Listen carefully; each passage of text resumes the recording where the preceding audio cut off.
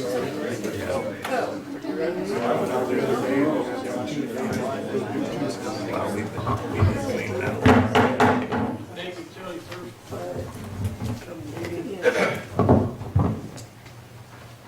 questions, changes on the minute? No.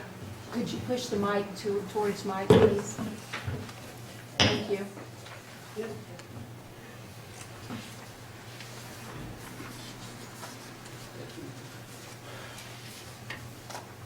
Make a motion to approve the minutes for utility board meeting February 11, 2019. Second.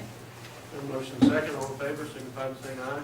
Aye. Opposed, same sign. Motion carried.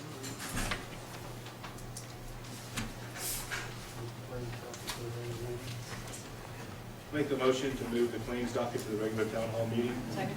Have a motion second, all in favor, signify by saying aye. Aye. Opposed, same sign. Motion carried. Justice report. Okay, so the first one, it was just an error in billing and wrongly charged penalty.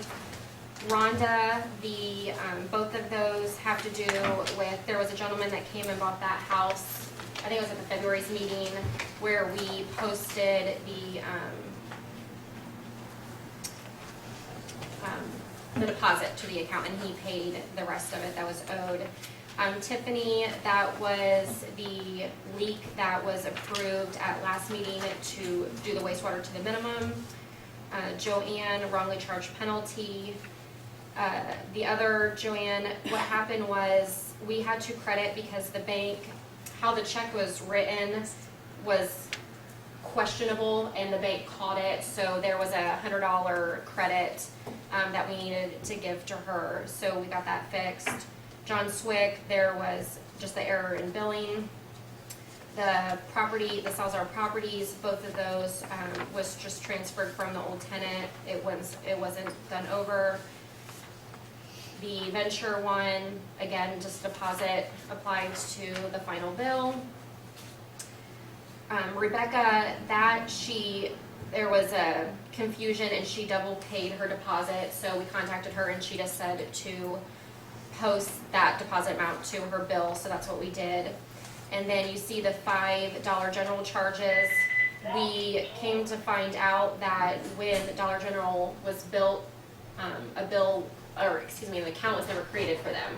So they have never received a bill since when they opened in October. So we had to get a hold of Michelle Watts. She got the storm charge calculated for us, and we got the bill created, and then we had to charge them for the past 5 months individually based on, and Mark went out and got their meter readings to make sure that they weren't being overcharged.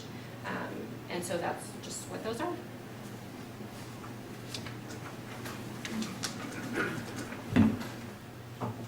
Make a motion, we approve the adjustment report. Second. Motion second, all in favor, signify by saying aye. Aye. Opposed, same sign. Motion carried. Treasurer report. Okay, typically I would have done this on the board agenda or the council side, but Bob Bryan from Henry Yacht Group, he was nice enough to come here to meet with us this evening, so instead of making him sit through the whole meeting, I just wanted to go ahead and move this to this meeting. So Bob, if you want to go ahead and come up, I will.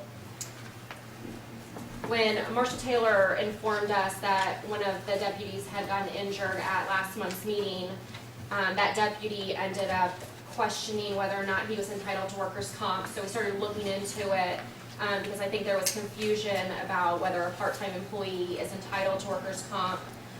So after digging in and everything, we found out that our officers are not covered by the 77 plan like a lot of the other police departments.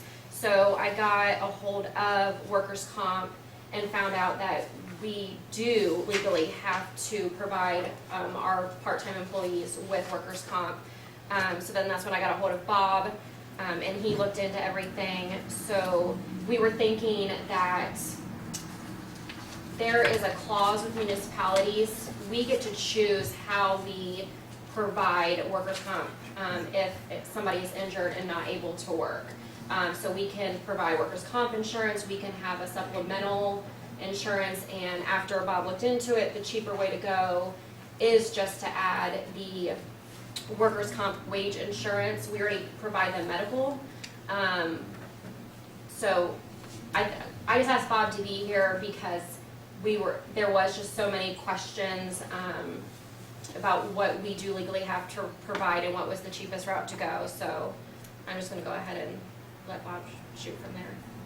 You're doing fine. The workers' comp, as you know, is state law, right? We have to provide it to all of our employees, whether they're part-time, full-time, doesn't really matter. Police and firefighters are a little unique in the municipal space in that, you know, we always provide unlimited medical. We don't always provide lost wages. So the indemnity side, what they call the indemnity side of workers' comp. For those cities and towns that are part of the Police and Fire Pension Fund of 1977, that fund is included as part of PERF for those two types of employees. Oftentimes, if you're part of that fund, the municipality then only insures the medical side, then PERF takes care of the rest. We realized that there was a gap and clarified that the town of Dayton does not participate in the 77 fund. They don't have to, right, but they don't. So we closed the gap on our workers' comp policy to make sure that it complies with state law. That's sort of the crux of it, yeah? Yes, We had so. misinformation previously, the town was part of the fund. Because they're not, we fixed our workers' comp policy, so it's no longer an issue. So, based on adding the police with all the salaries, I think when I sent you guys the email before, it's like 170 some $166 for the year. for the whole year. And then that covers, if they get hurt and can't work, it covers 66% of the wages. And then if one of the officers get hurt here and cannot work at their other full-time job, as long as it's a like work, then it would also cover those wages, 66%. I know Tammy and Ron and I had talked about, like, if Mark and I got hurt, or Scott, because we're salary. One, people thought that I was immune to, or kind of not into that because I'm an elected official, but when I talked to Bob, he said that is not the case. So if I were to get hurt, I would file a workers' comp claim. And we were wondering, like, say one of the three of us got hurt, would the town decide to keep paying the salary, or would the town want the employee to file a workers' comp and then the town get reimbursed? But when Bob and I were talking, he said that workers' comp is not taxed.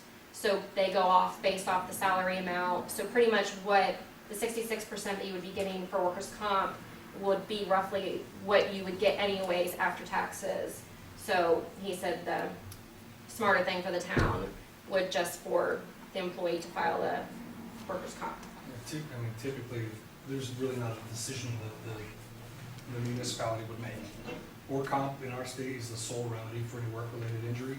So if someone's injured on the job, we cover it by workers' comp, with workers' compensation.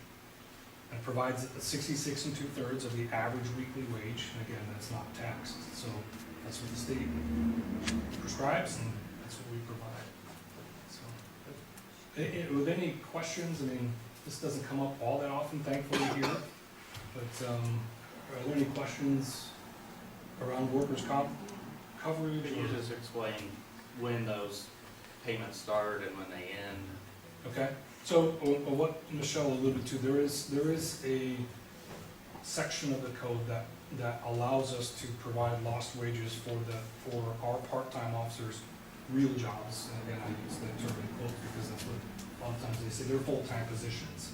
And so the town of Dayton is a little unique in that perspective because the part-time officers have full-time positions at departments close by. So that lost wages piece is filled in that way. Workers' comp generally, and as you asked, I mean, the wages go back to, if someone is unable to return to work, the workers' comp provides the lost wages going back to the first day. There's typically a waiting period, usually that's 7 days, and then it goes back retroactively and pays them their average weekly wage back to day one, and it pays until they receive their maximum medical improvement rating and are released by doctors to come back to work or not. So I brought it just in case, I mean, Yeah, Nor- there, I think the Northern doesn't name like of the, insurance as much as I do, or reading law, but this is part of the workers' comp law. I mean, there's 65 pages of it that describes very specifically what happens when someone's injured, and it's the same for whether it's a city or town, whether it's a police or firefighter, or a salaried employee, it doesn't really matter. It all gets handled the same way in our state. I think the name of the weekly payments are temporary total disability, so, you know, it's actually when you're disabled for a period of time that those kick in, and so that kind of is the procedure for starting and stopping.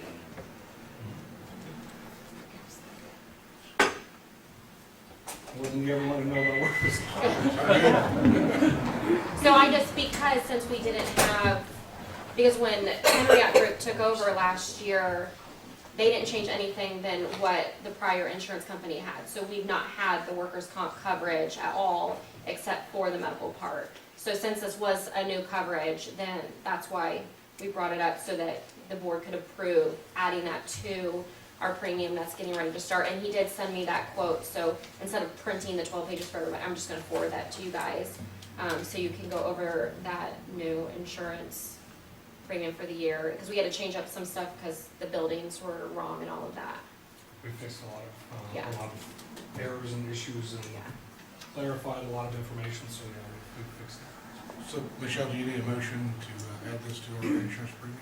I mean, we went ahead, well, what I did is, since we did have an injured officer and just to protect us until then, I went ahead and had them add on to cover to April 8th, but April 9th is what would be tomorrow. So they went ahead and added it in, but if you guys could please just make a motion to approve that I did add in that insurance for the 166, right? Yeah. A year. Make a motion that we add the workers' comp insurance to our current policy. Second. Been motion and second, all in favor, signify by saying aye. Aye. Opposed, same sign. Motion carried. I think that's it. Thank you for coming. Thank you. Okay, so the next thing, creepy, we found that we have termites here in the building, back by the handicap door. That was discovered last week, so I've been in touch with Ron, and he is going to get a hold of reliable exterminators, or extermination. They're coming Thursday at 3:30 to 4. Okay, so, Expected okay, so they will be coming to do that, so I'm sure, you know, we'll get a nice little bill on that, but I just wanted to give you guys a heads up that that's happening. I also wanted to let everybody know that the handicap doorbell is working now. It was not working at all. So if we do have anybody that cannot get around to the front or is in a wheelchair, you're now able to ring the doorbell and it rings into the office. So that's back working. We're also going to get some newer signs to show the handicap accessible doors. So we got that. And then if you look at the extra packets that I put on your desk, so now that we are actively doing disconnects every month, we have come to find out that there was quite a few large bills that should have had liens put against them. So 242 Dryer Drive, 728 Shakamak, and 638 Clifty Falls, they have active lien notices sent out to them. They have 15 days to respond to them to pay their bill, or there will be a lien put on their property. They all have been, the Dryer Drive has been over $200 since April of 2018. The Shakamak address has been over $200 since July of 2018. And the Clifty Falls one has been over $1,700 since January of 2017. I couldn't go back any farther, and that property is a well, so we can't shut them off. They're just gonna continue to keep getting a bill. Where we've come into I'm sorry, which one's the well? the Clifty Falls, I mean, unless it's just been shut off for that long, because there's zero consumption, so I don't know how long they've been shut off. So it's either they've been shut off since 2017, and I just can't see back farther, or they're a well property. And I mean, that's the only way that we normally can tell. Which I wouldn't think Clifty Falls would be, I so wouldn't either. maybe they've just been off for a really long time, but there's never been a lien on this property. Or one attempted to. So here is where I've been trying to gather information. We have a property that's at 718 Shakamak. I actually had Scott check into this property to see, how long has it been vacant? Is it vacant? Because their bill is $6,445. Come to find out, Scott said since he's been the marshal here, that house has sat empty. We did send out a lien letter. Come to find out, it was sent back. The person is deceased. I don't know how long she's been deceased. Scott gave me the mortgage contracting services company that is taking care of the property. I've called them, I've asked them like, hey, it's still in this lady's name, I don't see anything attached to the state, it hasn't gone back to a bank. I'm not getting anywhere of why this house is still sitting empty. And then we also have another one, 255 Conjunction. That bill is $2,021.88. Come to find out, that property was sold at a sheriff's sale on 5/17/18. We've tried to contact the bank that says it owns it, but we've gotten nowhere because apparently now they're owned by it. It's just been a mess. So I was trying to look up ordinances to see like at what point, I know our ordinances about disconnects and when we can place the water lien. According to, and this is the other page that I put in there, this is our ordinances that's highlighted in blue. On the back, it does state that any unpaid stormwater utility user fees shall constitute a lien on such property. And then Part D says the owner of a property is ultimately responsible for all fees imposed under this chapter, and it says ordinance 2011-2, passed 27/11. I have no idea what that ordinance states. We cannot find it. I don't know if anybody knows off the top of their head what that states. Also, it shows on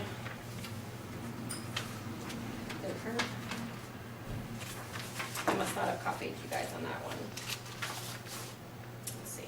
So here under the finances, our ordinance states on bad debt write-off policy. This is where it states that 30 days past due we can shut off, 60 days past due we can put a lien, and any accounts that are 120 days past due, it says amounts or accounts with the amount due that has not had a lien filed, such as when a property has exchanged hands, would be evaluated. And it says if an account has a balance of over $100, the account shall be reported to collections, which we don't do that.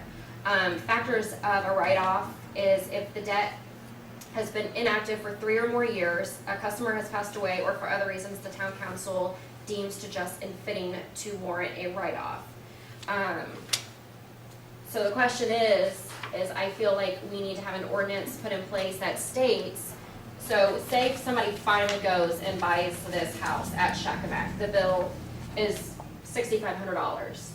Is the person who buys that house, are they responsible for that? At what point do we say they owe this much? If it's from a sheriff's sale, if it's just a regular closing, we don't have that verbiage to say who is ultimately responsible, especially for bills this far, unless it's in that ordinance, but that ordinance cannot be found.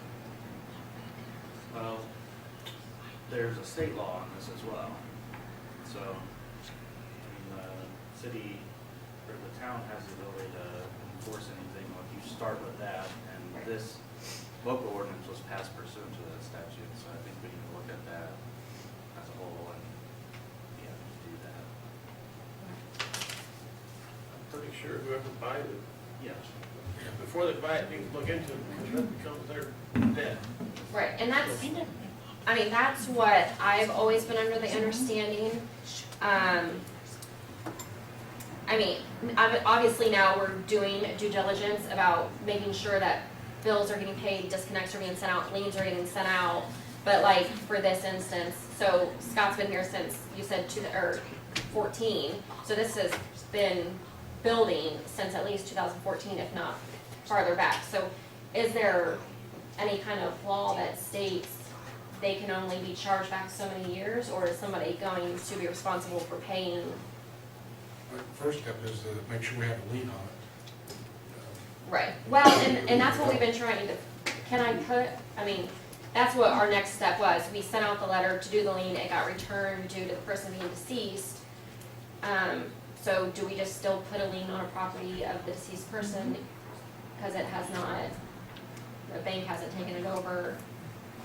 I don't know if the person is paying. Well, you're putting a lien against the property, not against the person.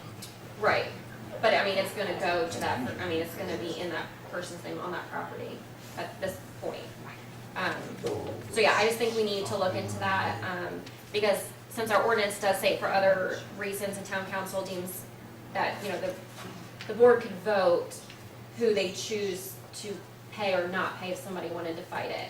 And I feel like it should just be even all across the board, so there's not any conflicts of interest or favoritism for anybody, that we have an ordinance that states, I don't know that the council has deviated from that in the past. I mean, if there's a outstanding bill on a property and somebody buys it, it's their bill now. right, and I agree, but it just, we don't have that distinct verbiage in our ordinance, so I feel like we need to I don't Get have that. no problem asking it. get that. So is the house sat empty for 3 years?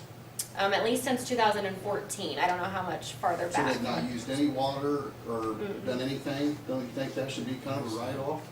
Interesting. That's where, I mean, even if water is shut off, unfortunately, I mean, it's they're not using anything. Could you still, can you still? Oh, consider- sorry. I'm just curious. I watched it on the internet and, I don't know, I was just curious, just asking, if they're not using any water and they're not running anything down the drain, wouldn't that just write off? Because if you put a $6,500 bill on a house that's empty, to me, that hurts the town, because somebody's gonna have, like you said, if somebody buys the house, they're gonna have to take that bill on, they might pass up on the house. And our whole idea is to get folks to buy the houses, build them up, and increase the value of the house in Dayton. That was just a question I had. I didn't understand it. So typically, before you purchase a property, you research to see what liens are against. It may not only be the town of Dayton's lien, it may also be the water softener company, the person that put the roof on last time, there may be multiple liens against the property. Sure. I just didn't know if it was something that, it's not like the use of water was hurting, I mean, they didn't use anything. Our residents, even if they don't use the water, really, because of our bone structure, everybody participates in paying that off. I know, I So, participate in that. yeah, so that therefore you can't exclude. I pay $120 a month. So I pay $220. Yeah. So therefore you can't exclude this person and that person. You got, everybody's got to pay I just didn't know their if it share. was empty, I was just questioning. I just wanted to clear it up so I understood a little bit. There's a lot of empty houses. Yeah. Okay, thanks. Okay, so I guess Rena will then look into that, and then we'll bring it to May's meeting then. Can I ask- Oh, go ahead. Can I ask a question real quick? Yeah. I was just wondering, because you said that a lot of those didn't have liens on them yet. So what happens if there's a bill but there's not a lien on it? Would the person that bought the house still be responsible even though there's not a lien? That's why I want to get the verbiage, so that it's all, Do people Everyone's under it. normally, when they're buying a house, go to like, come to you and say, is there a bill? yeah, a lot of people, especially if it's like a sheriff's sale or foreclosure and stuff like that, they'll call because they typically know that they've sat empty for so long, and that once they buy that property, whatever is outstanding. They're kind of expecting it. Yeah. If you're buying at a sheriff's sale. Oh, Yeah. okay. But like typical, like say you have a realtor selling, you typically don't have those problems. It's more of a Yeah, because we sheriff. didn't come make sure we didn't have, like, when Yeah, we it's bought, more like, of a- that didn't even cross my mind, so. It's more of like the foreclosures or houses that have sat empty kind of thing. Gotcha. Yeah. Okay, thanks. So, moving on, the next thing, disconnect. So last month we sent out 63 disconnect notices. We actually only ended up disconnecting 8. So all of those people came in and paid. We did have some quite large bills, because disconnects hadn't been done in so long. But even with those, they were able to use the credit card machine. So that's how a lot of payments are coming in. For April, we sent out 50. That disconnect is the 22nd, so I'm presuming next month payments will start coming in. So by doing the disconnect notices, that's going to help minimize all these high bills, or these outstanding high bills. So we'll hopefully get that under control.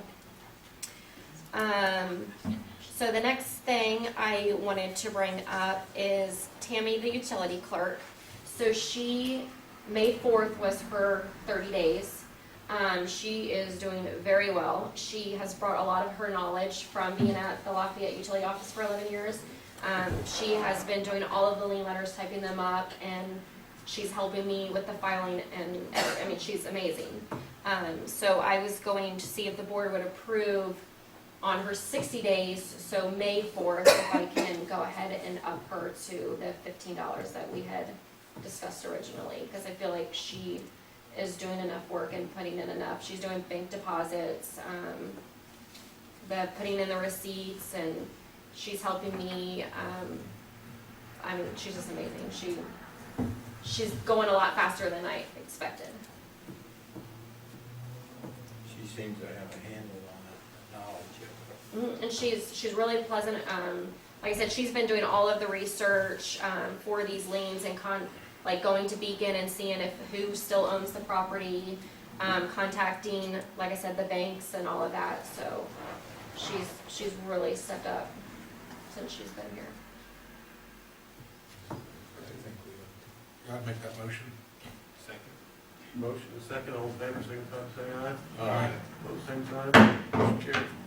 And then the next, you'll see there's an invoice from Henriette Group for $100. That is for Tammy's $5,000 utility bond or utility clerk bond.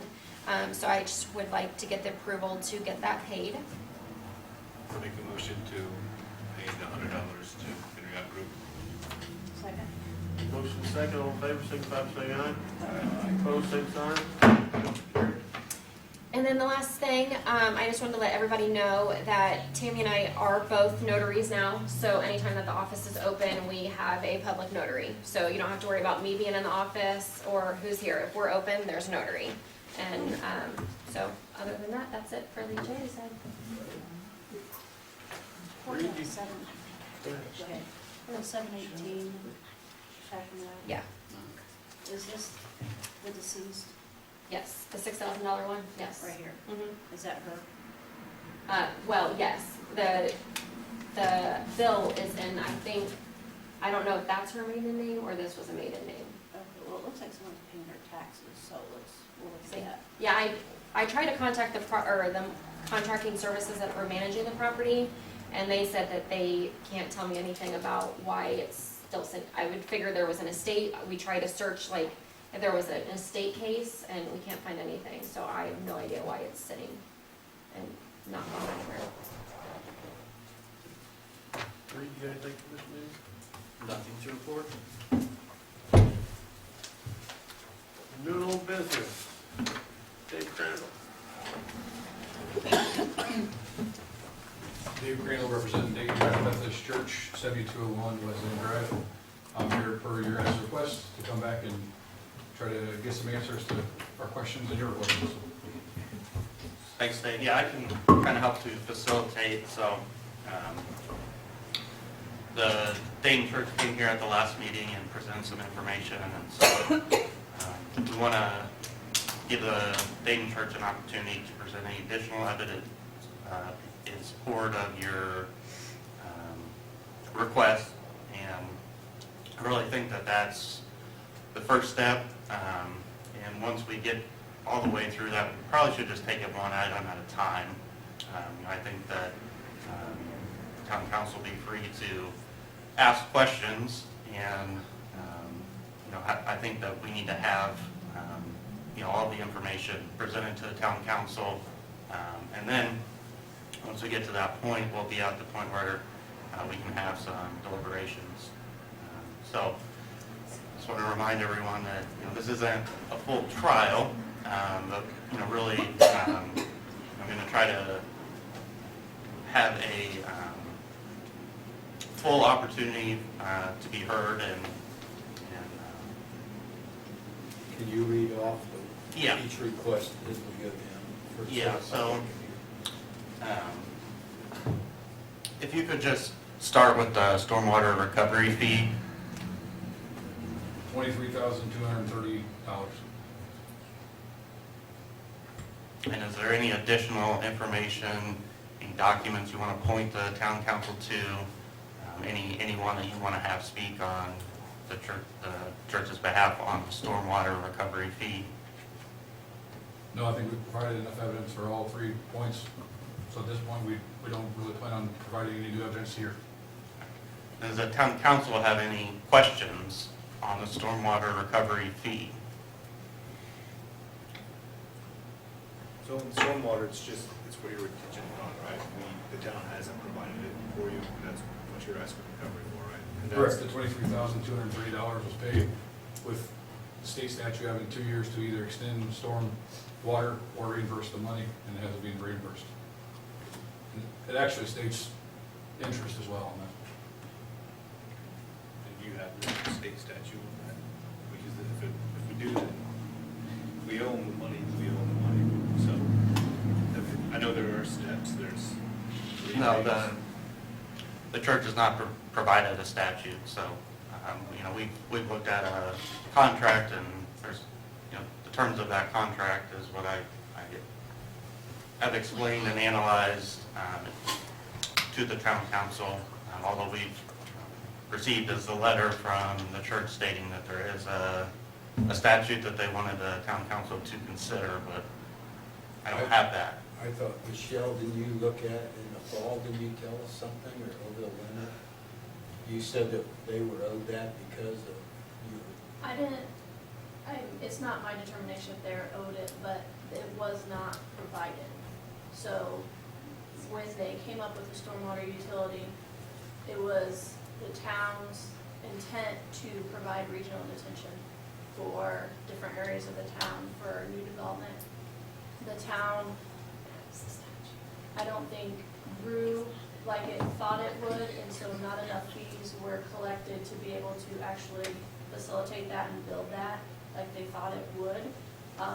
Therefore, there is no regional detention in the town of Dayton. So the board needs to decide what they want to do, but there is no regional detention, so in this utility service agreement, that wasn't Yeah, provided. those fees were collected. But for I don't know years. anything about a statute. But they were collected for years for future ponding south of town, and now it's never done. And It was a one-time fee, it wasn't, yeah, it was collected by, I think there were 6 or 7 staff paid into it. But yes, it was never provided. Because nobody else ever paid the stormwater fees and stuff unless you were building. Now, the stormwater fees are a different thing. If you're talking about the monthly fees, Yeah. those are for the stormwater utility, which is everybody. I think he's asking for the cost recovery, or the stormwater regional detention fee that was applied per acre for any new development. They couldn't charge people on But I thought existing I developments. thought we got an email from you or you saying, somebody said that the church is owed that money.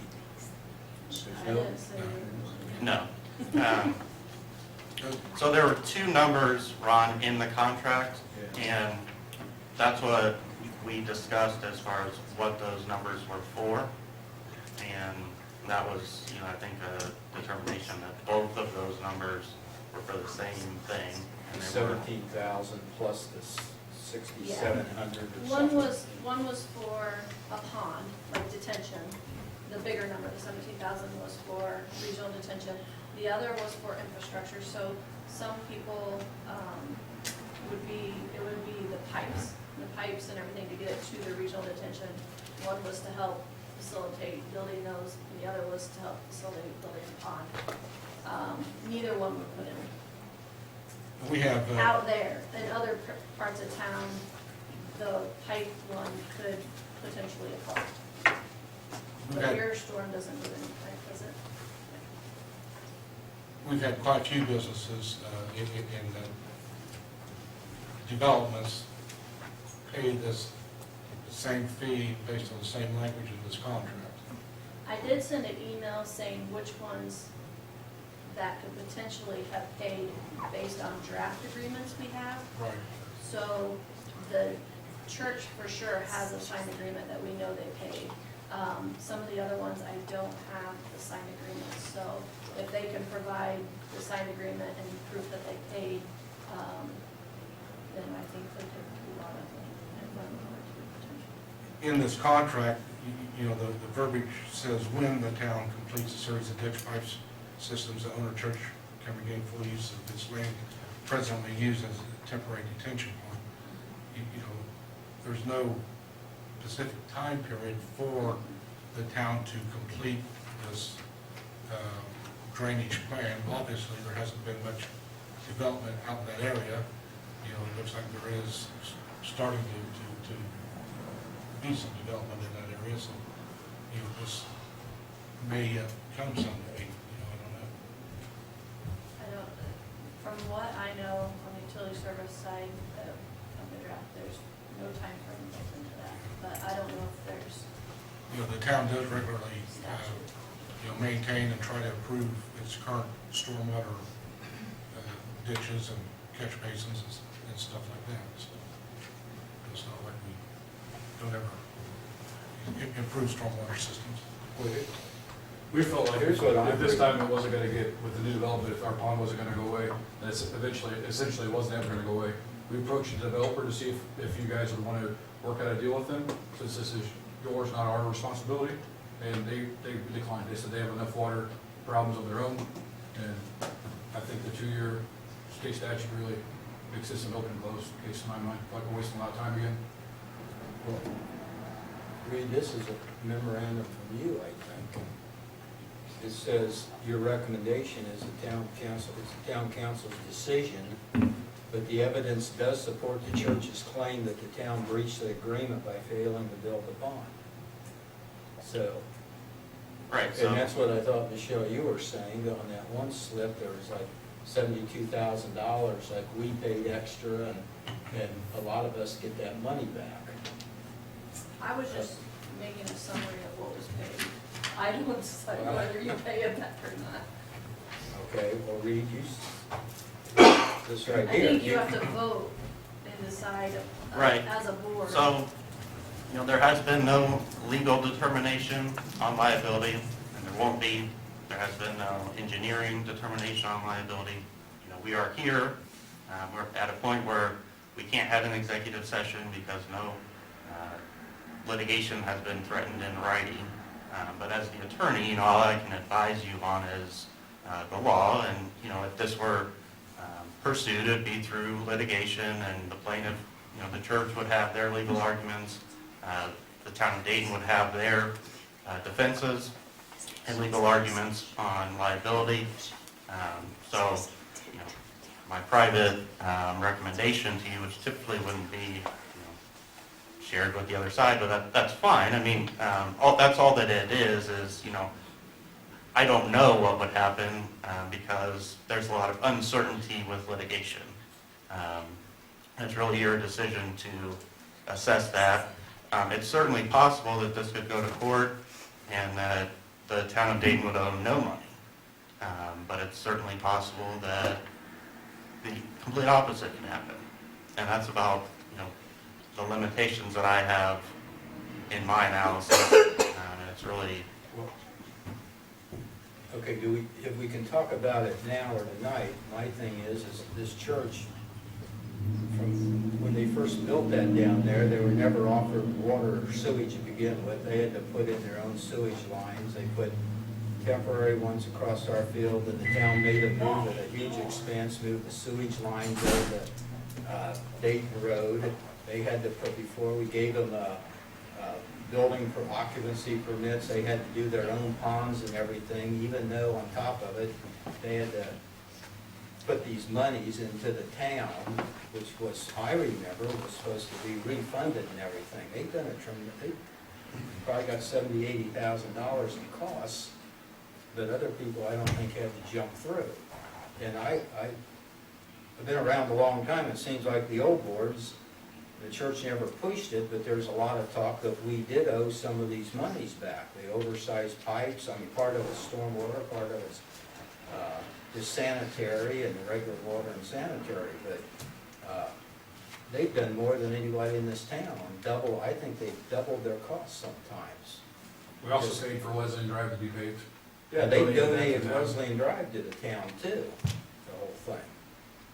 You know, they got, this board has made that church do more than they made anybody in this town do anything. You know, and the costs are probably double what a normal person would have to pay, I think. So we need to either, where do we go next? Do we I get think legal that- advice? Do we go to court? I'd go to court. I think we ought to go to court. What's your Hold on. total amount of money that you're asking for? Well, tonight, well, the last time I was here, everything adds up to $73,470.18 that we paid. I'm sorry, 73 what? 73,470.18. And we asked in neighborly gesture for $23,230 paid, and for the rest of our land that is not annexed or developed, to be waived any future fees. So you would settle on the 23.3, whatever it is, Yes, that's what, if we would take care of the rest at no charge, when the time comes if you ever develop. correct, it need to be recorded and go with the property. And I'm, just like you guys, I'm representing the church, so I've got to go back, this is what I've been instructed. Understood. But also, this is, you know, according to what we've seen and what other people that in higher professions have said, that this is too much of a sweetheart deal, not to let this stay open forever. So we've been doing this for 2 or 3 months after waiting 17 years. So my vote on the committee would be today and today only. So I think, what I have in mind is that we would give the church now additional time to present regarding the oversized utility line, and we can have a further discussion, get all of that evidence out and be heard. And then once we reach that point, I think we'll be done, and then we can have additional conversations regarding the total resolution and see where the town council is tonight. Dave, on that, what you're asking for right now is just a retention pond, and what, is it just all just stormwater, right? Is Correct. The pipes that he's talking about, is that a separate issue? Or is It's, that with that? it's kind of being written off as applied credits for future development. If we never develop that land, great job, you guys got a good deal. If we develop it and the rates were to go up, we may have saved a little bit of money on development. But we don't really feel like there's any need to spend any more time providing any more evidence when I spoke with 2 of the 5 board members, and 2 of them agree that this is common knowledge. I spoke with past board members that said they're willing to go on under oath in court of law and come up here and speak, probably 4 or 5 of those.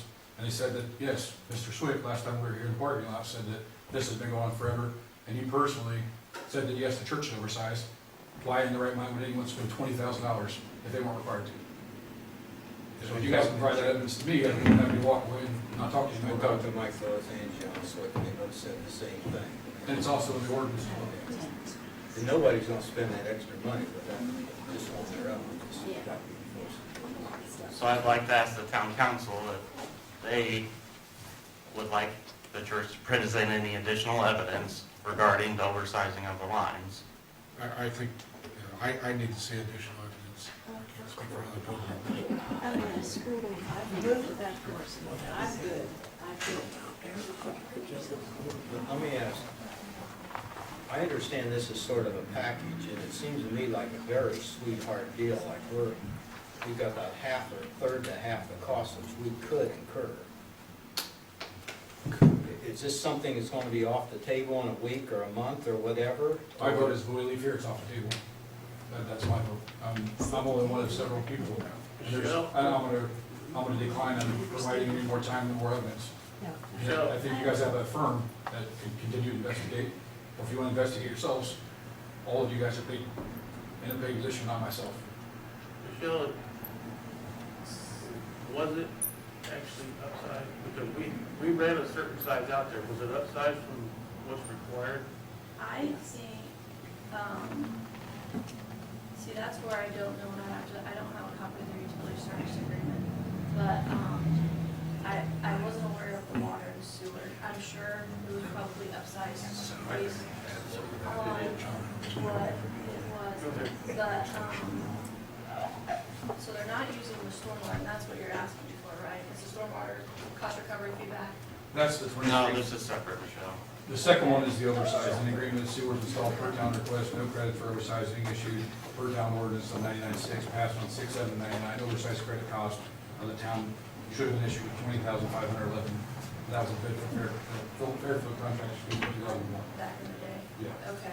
Usually that happens when everything, like, before they collect the water and sewer, that's why I don't know, I don't know anything from it. Okay. But usually, so the subdivision's going in, they'll probably have to oversize so that you can keep extending. They have to provide, a cost estimate, and usually it's taken off before you pay your water and sewer And it wasn't. bill. Yeah. I don't know, But I would you assume you're right. The oversizing was on our property. Yes. They were, I watched it. They were Yeah, no, I'm sure They there were was- oversized, yeah. and John slipped. I asked him the other day, they're oversized, and I asked Mike Buss, they're oversized. I'm not The questioning church that they were oversized oversized it. it. Yeah. Was the church, what my question was the fee ever adjusted for that oversizing? No. Okay. So the drafts, there were drafts of the utility service agreement that addressed credits, Yes, and the final version does not have any. it got taken out. Credits in there. So during the negotiation, the credits got taken out, and I don't know why, because I was not around then. Right. But yet the church and the town board signed the final, They agreed to that, yeah, they signed the final agreement, so they must have agreed with whatever was Yes, happening. we had 3 or 4 iterations, and I emailed you the iterations. I can't answer what happened with the cost recovery fees for the upsizing, because typically with the utility service agreement, all that's handled at the same time. That's part of the negotiations of the utility service agreement. And the church would have never paid that $20,000 that they had to overpay for the installation of the utility. Somehow, it was in there, and then it went away, so I don't know what happened during negotiations. But the stormwater side, it's not built, so, like you said, I don't see a problem with that. So I don't the- know how we retrofit the other because it wasn't in the utility service agreement. Are you familiar with the ordinance though? Any oversizing will be paid back on that part of 99.6? Yeah, so Yes, if you look at but- the contract, you would think that no oversizing was done because no credits were applied. Yeah, But I think, the question that remains is, well, after that, did they actually oversize? We can TV this for $150 and have the answer for you. Yeah. Right. Well, you guys I can don't- TV it. It I doesn't don't make any know. sense. John Swick and Max Whitlock had to okay everything as it went along. You could ask them, those oversized. It was Mr. Carson, definitely, Carson, yeah. It was oversized, but it was negotiated. In the ordinance, the church would have had to extend the sewer line all the way out to the end of the town property. We negotiated out, well, actually Bob did, negotiated out to oversize the line to Wesleyan Drive and give us credit that we didn't have to ever run it out to the end of the property line. Why it was never written in the final document, I have no idea. But I questioned the final document, the front page's got the name on it, there's no notary. How do I know somebody didn't slip other pages in? Now, from what I understand about the cost recovery fee, that's any development. That fee goes to the town regardless whether you got the stormwater already in place. That's Well- why it was explained to me from Mr. Swick at the time we were doing it. And everybody that's built after that ordinance was passed has paid that fee. McAllister and the gas stations, McAllister didn't pay. they're on the list. The The original part of McAllister, original did, yeah, the second part didn't, because they did. they 'cause fell were- under a different ordinance. Yeah. So as far as the oversizing, it was credited back that we didn't have to run utility all the way to the front. Yes. So I don't think the oversizing. Well, there's no signed document saying that, correct? It is, the final, so the draft utility service agreements had oversizing. There's emailed The- records of somewhat of the negotiation, and then the final utility service agreement does not mention oversizing, and the church decided to pay the cost recovery fee for water and sewer. But does it say that we were doing it in lieu of anything else, or there's gonna be, The signed utility agreement is number 7. There were 6 drafts before this. Yeah, correct, I've seen them all. because they used to have. And there there's was- verbiage in they were those, supposed to there's extend it verbiage to- in a lot of those drafts about, credit for this and that, and then there's also a lot of verbiage about, the lines extending down to, manhole number 4, which would have been all the way at the, into the property, next to the next property owner's property. So, there's a lot of stuff in these drafts that never materialized, and as John spoke to, that stuff was negotiated out, obviously, before we got to the final service utility. But just like your point saying that we don't have anything in here saying that we did oversize, you don't have anything in there saying that you credited us for not going to the end of the property like you're stating. So if anything superseded that, would be back to the ordinance. I'm saying that if the town was to pay credits, and the church was expecting credits, it for sure would have been in a service utility agreement. Why would you double write it if it's already in the ordinance? The contract would supersede a ordinance. But if it's already in the ordinance, why do you need to write it again? Just like we've talked about with the development and the builders paying for extensions, how many times have you been asked, and you won't answer that question, but you guys keep saying it's in the ordinance. So it, Well, some things are in ordinance, the minor details, but when you get into something that's substantial, as credits and stuff like that, this is a substantial. correct me if I'm wrong, I would think that would be fine. Price tag, you get extensions of utilities versus a 20,000, that's substantial? I missed part of that I was talking Actually, one thing is, this town hasn't done everything. There's easements on, you guys got a water line on our side of the road, and there's never ever any easements drawn up. Never. It was only when we divided up that land and rezoned it, that automatically, we showed them on a map, that automatically made them legal rights. But this town misses a lot of things. We don't even have our contracts with farmers up here right now to know they're farming our land legally. They don't have to pay us, we have no contract. Or for studies on South Street to loop water that's already looped. Yeah. You go on and on and on and on.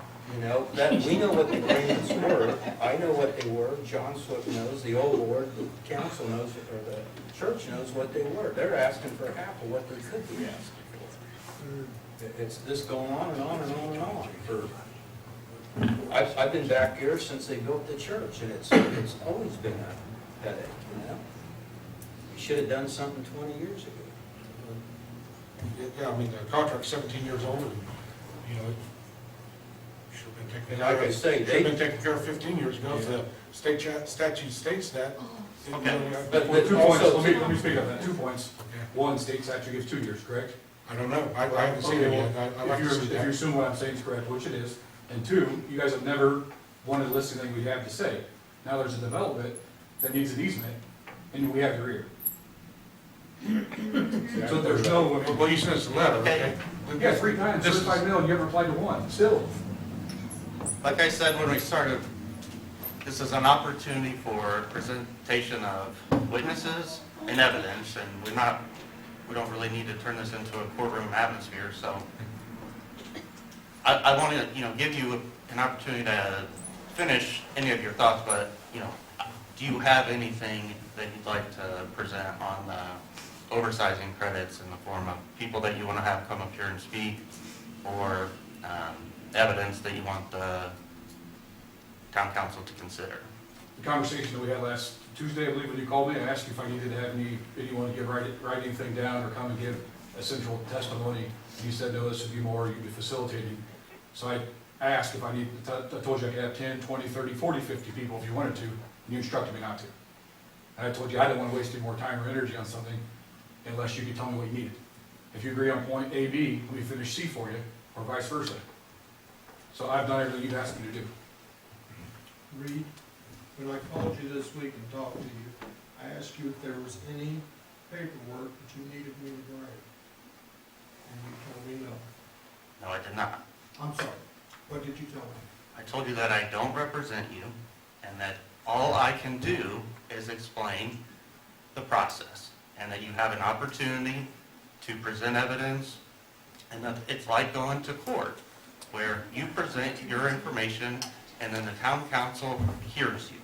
And I said, I can't give you any feedback, you're not represented, and I can't tell you yes or no. So any communication I have, I was very clear with both of you, that I was not giving you any direction on, yes, you are providing enough evidence to the town council, or no, you are not, and that, you know, I'm just restricted in my role from not being able to advise you on that. And all I'm saying now is, you know, really the purpose of tonight is to get everything out, and if the town council has any specific questions that they don't understand, or if they like additional evidence, you don't have to do that. I'm just trying to provide you the opportunity to supplement if you want to. That's what we requested last time, ask you what you needed, so we could bring anything you needed and help you. And that wasn't really. Do you represent all landowners in the town of Dayton limits? No, I represent the town council, the entity. The town of Dayton council represents all landowners, is that correct, or is that only residents? Who do you represent? We're elected by residents, obviously, so Who do you represent, all landowners? Bob owns land in the town of Dayton, so do I. So you kind of do represent us in a roundabout way. Yeah, there's a very different role between me as the attorney for the town council and the town council, and, you know, certainly there are things that the town council can do, and I think have done, as far as communications that I can't. Sure. And there's, So do you guys need more information now? Who needs more information up here? Like Tyrone? Yes. I have something I know that this took place years ago, a different town council, the members, so you're going into it blindly with drafts and then a final and all that. But my question is, if other businesses are required to pay these fees, and you reimbursed one person or one business, is that gonna open the door and set a precedent that all the other ones are gonna come back and say, wait a minute, you got them a deal, you're gonna have to cut us a deal. I just want you to think what's gonna happen down the road. I know that the churches, and if they can provide documentation, I'm not against the church, I'm not against any of the documentation, but be prepared for a windfall of other businesses. Well, and to answer that, I think the people have the right. I know I'm going to ask for my money back. I think the other people have a right to ask for theirs. Just because we never paid it doesn't mean that people are not owed the money. The churches owe the money. If you've never paid something, how can you ask for it? I mean, we've never been paid back. Well, we all have, all right, we have a right to sue anybody. I didn't say sue. I mean, Or the town owes certain But- people money back. So are we all in agreement that we do all the money for stormwater, but just not the credits, or either? I'm in the either camp. I think we own both because they're asking for half of what we could. So because we didn't put in retention ponds, in the future, say we pay them the money back, in the future, we did have that capability. If the developer were out there, would they have to pay back in, so the money just comes back again if we, which point you would get to that, so I don't see the I've heard of a statute, but nobody has produced anything that says it's a 2-year statute. I don't know, I'm not a lawyer, so I don't know anything about the statute, but I do help draft utility service agreements. And the way, the intent was to build regional detention. They built their own ponds, so they are providing their own detention. And it was supposed to be in the interim until the town built regional detention, and then their pond could go away. The town didn't build the regional detention, so their pond has to stay. They cannot get rid of their pond until there's regional detention. So I guess if you paid it back and the town built regional detention, then the church would maybe have the option of getting rid of their pond and paying you for that regional detention storage, like Tippecanoe County does. Tippecanoe County has F Lake, they charge $15,000 an acre foot for regional detention stormwater fee. Or they can keep their pond and it can work how it is now. But what muddies the water that I don't know about is the water and sewer and what their potential, I haven't seen what they're proposing for the potential. I would be leery of any future land use, because if they sell their land to someone else, does that grandfather with it or whatever? But the water and sewer storm Yes, is it kind would, of. it'd be recorded, so yes, it would. Yeah, so the water and sanitary side is completely different. All that infrastructure is in. They're not only, not you, I'm not saying the church, anybody who pays into that is not only paying for their storm lines or their water or sewer lines coming to them, they're also paying for the well, and they're also paying for maintenance on the lift station and everything else that their water or sewer goes through. So it's kind of, stormwaters, if they're handled on site, it's a little bit different than the water sewer side. I would be leery of the water sewer side. It's kind of a different issue than the stormwater side. And if they build more on their land, they're still gonna have to detain on site because there's no regional detention. And you've removed that regional detention fee from your ordinance. So it's no longer in there. So the original McAllister paid into it, but the new McAllister did not. They have their own big ponds on site. It's hard to mix those two because they're different utilities.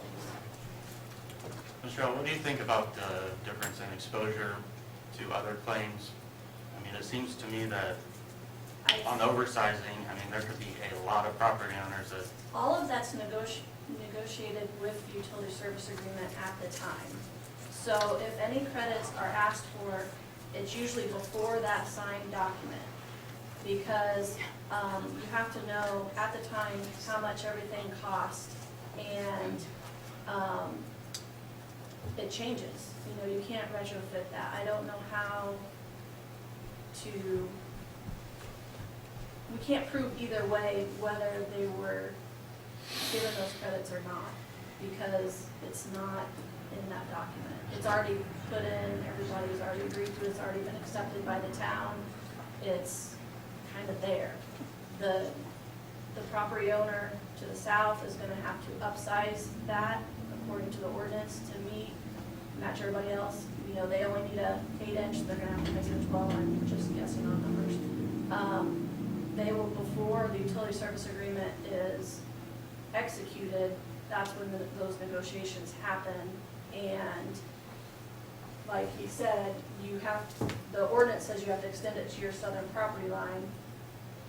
During those negotiations, from the emails I saw, the town said, okay, we're not gonna make you build it to nowhere, but we're gonna take out the credits. So I wasn't there, I don't claim to be there. You saw the ordinance at southern property line or just property line? Because it went to our property line. It has to go to the end your property. To Yeah, the it was, annexed property line Yeah. that the description is written about, not on, ours didn't go Okay. on down the road No. on land we own. It's only to the part inside the town for the extension, for did the you, extension.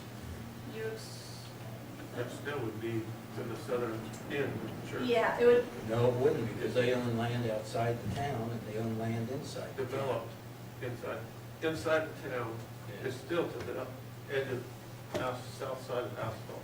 That is the. Yeah, to the, it's, Yeah. but to the, But to the not- south edge of the annexed properties where the they sewer, have to take. And that's where the description, the legal abstract, when they sign that agreement, it's got the footage and everything that goes down. It doesn't go on You have down the the description that road. actually, that has a legal description and has, The legal description, yeah, the one that Mr. Adams gave you, the service agreement. I know it's on, I don't think, on Dayton Watchdog, I've seen it on there. I think it has a little 700 some description. foot down. Tells you the number of feet measured out, it has nothing to do with past. It tells you the width of the easement. This references manholes and stuff like that. I don't have, There's another paper that looks like you don't have. well, It was with the description of the annexed land and with all these agreements. It had to do with the part that the town was annexing. Not land on down the road, not land out in the country, it was just the annexed land. Cindy's got it. I don't know for report, from your first list. I've got it. You got it? Put it on the back of the- Their land goes down 1,400 and some foot, and this is only description down 700 and some foot. It's only to the annexed, It south doesn't annexed say, I don't know what boundary. the easement or how much of easement you need, it says 15-foot easement, it tells you exactly how far you're allowed to go to get it as well. Yeah. There is no easement rights on down the road there. yeah, this is the easement for with the sewer line that's actually in the ground right now. No, No, No. this is for on down. that's all you got right there. This takes it down to the south. I got one for The 17 town lot line, the south boundary of the town, but they annexed it, signed agreement doing this with that annexed land. You can't ask them to sign stuff on down the road or on other land they own or anything like that. Well, Do you want me to make you just copies? if you have a copy of the statute that talks about the 2-year, We can get it, when it's, you can have it in the State code. It's on state code. not sure, not We sure. brought it last time, we didn't bring it this time. Like I said, we're asking for you to do some. Linda, Bill, that. Oh, I'm sorry. I have a what-if question. What if this can't be settled, and you guys go to litigation, and you go to court, and you guys lose? Now, instead of paying $23,000, you owe the whole amount plus their attorney fees. Couldn't that end up being the case? I don't know, that's why I'm asking. Could it end up being that if you guys can't make your mind up whether to pay them 23 or 78? I'm not a lawyer, so I can't answer that. Loss of that land was the farm for a long time, so you can factor in the farm exchange for 70 years. There's a lot of other I'm just items that should increase along this delay.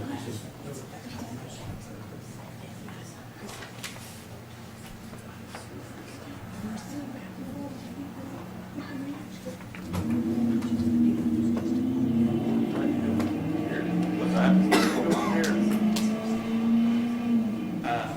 Well, I think we need to open up to any public comments.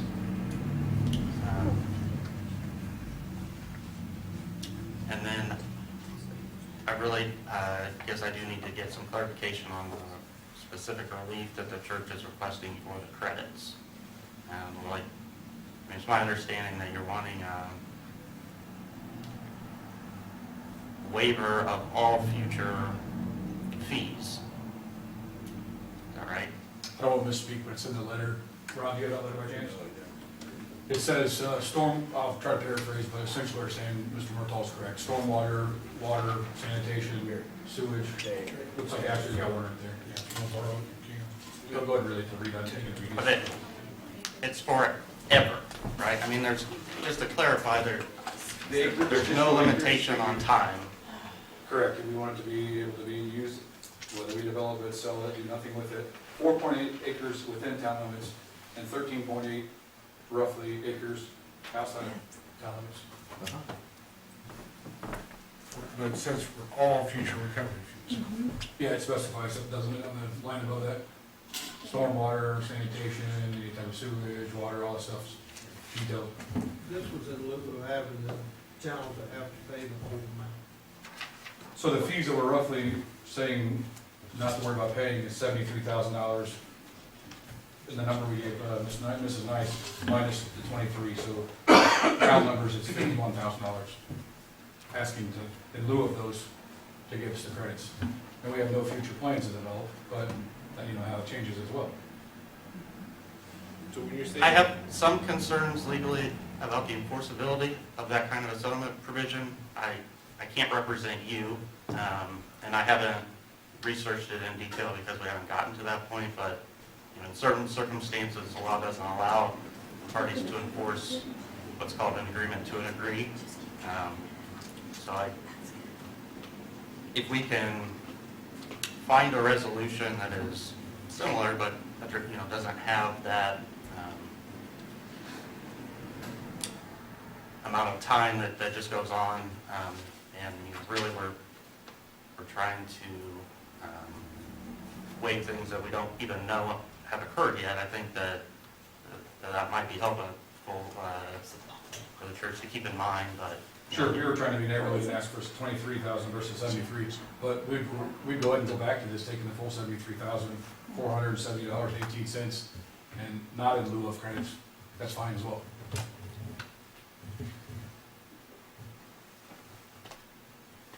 And then on this credits thing, so would that be including if it was, say, a small subdivision to run, like not just the tap on, but actually to run pipes through, you know, sewer lines and water into a housing division or whatever you. My understanding is everyone has to pay tap fees. I can't.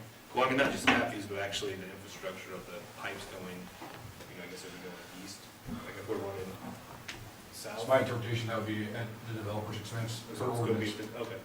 Must come and get it, you know. Well, I'm just saying, some like on the writing of it, like if it was to be all credits including development. No, we wouldn't come and say, hey, would you write it? Since you're requesting exemption for all future recovery fees, wastewater, water, and stormwater on nearly 20 acres. How much does that come $58,000 on the current rate. So that's why we're proposing it, because we're owed 51,000, so we feel like we're getting a deal, 7,000, good thing. Mr. Grandpa, I have a question for you. You're here on good faith and good neighborly, but yet you're giving an ultimatum with no, you want an infinity forever, no recover, or no fees. And if I understood the attorney correctly, he's asking for a time frame because the law doesn't work on an infinity. So I'm not sure how neighborly that really is coming across if you're giving ultimatums. I didn't really hear an ultimatum, or if you took it that way, I apologize for you hearing it that way. I heard. But Mr. Murtaugh said that he had to look, he didn't believe the law allowed, so he didn't say. I think that's true as well. Okay. When you say it's this way, or we'll walk away and take our 73,000, that's an ultimatum. So, in good faith, it's bargaining. Well, we were. Down and, I'm sorry. the town and. Sure. We were approached after 3 different times of sending certified mail without any response by Mr. Stevenson, Mr. Murtaugh, and the former attorney. And then we brought everything, we gave all the information that we could at that time, asked if there was any more questions. Several months ago, we would ask to come, we would ask for multiple dialogues. And I so understand that this we've been is doing this for a long time. very lengthy. They asked us to Yeah. bring This wasn't, to them. I understand all that, I just wanted to make sure I was hearing correctly. and I'm only speaking for my one vote, this isn't my only choice, this goes to the committee.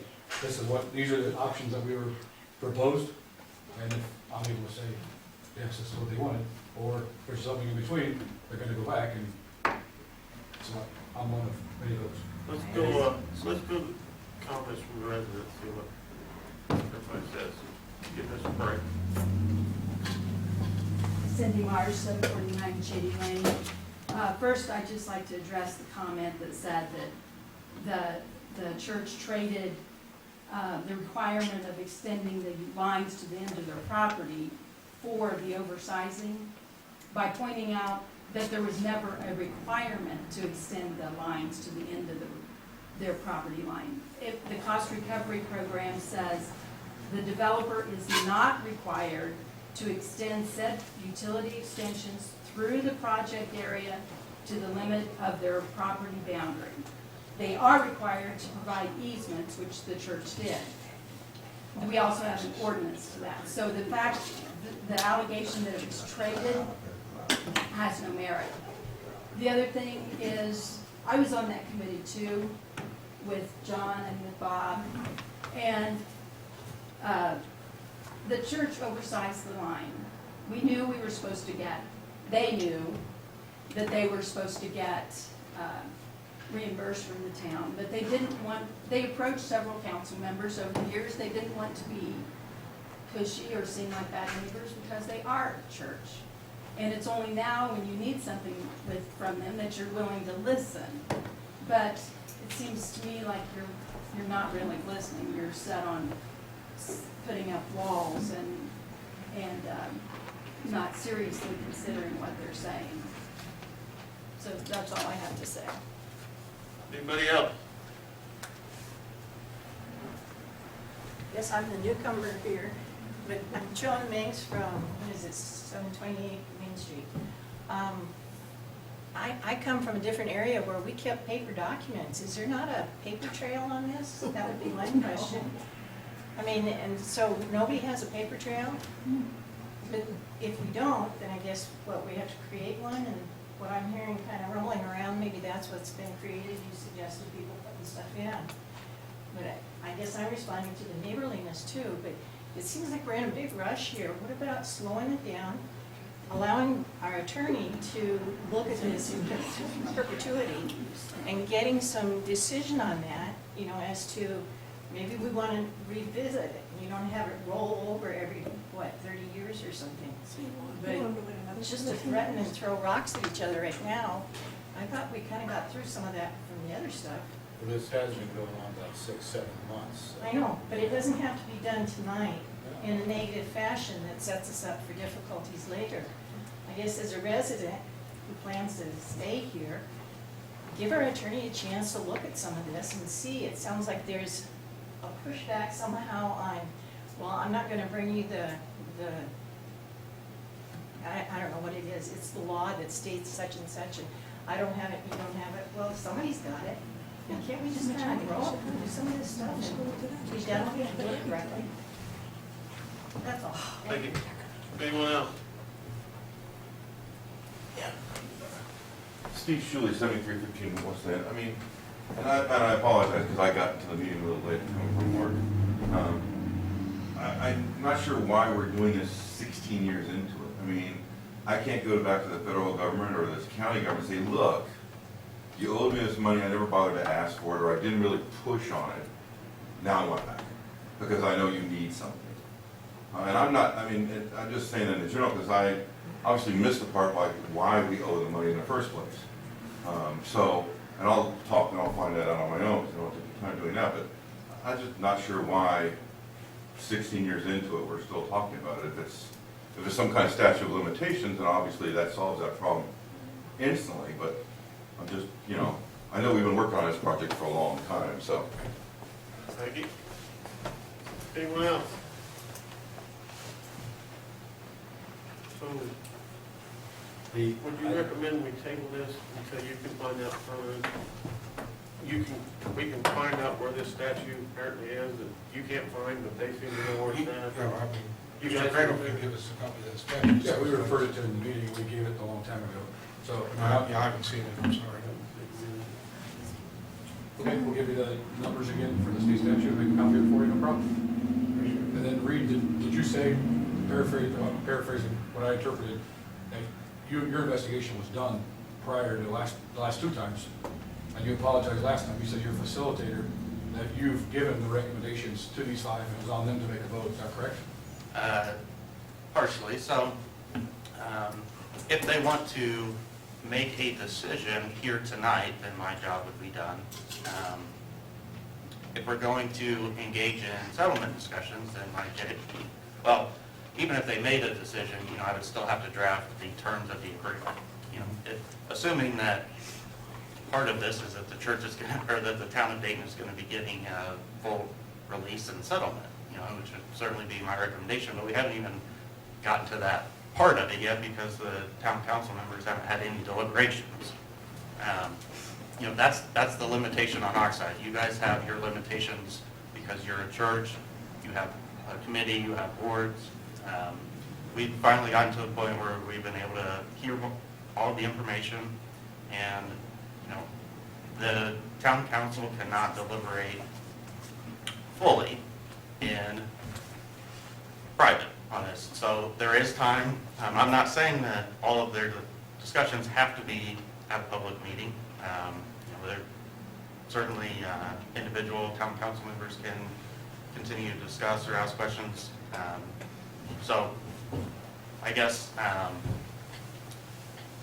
there's nothing as far as my legal analysis based on the information that has been presented, other than I have not received the specific legal statute from anyone.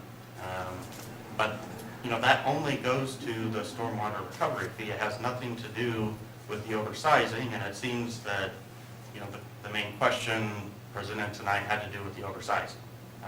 So We can get that for you, and it also states interest, so that'll help on the other point here. and then it may apply and it may not, Okay. and the town of Dayton, you know, might have legal defenses to it or might not, and, you know, that's something that I will advise the town of Dayton in privately, and, you know, will not share my thoughts with you. I mean, that's, you know, that's just how this process works. It would be unprofessional of me to do that, because I'm representing the town of Dayton. But they certainly can, and I hope to, you know, facilitate further discussions and try to reach a resolution. There is some complex facts and legal determinations involved, and certainly additional exposure that the town could have to look at. And there also is, you know, the issue of what precedent does it set on both sides of it. So, you know, I think that really where I see this going tonight is that we kind of close the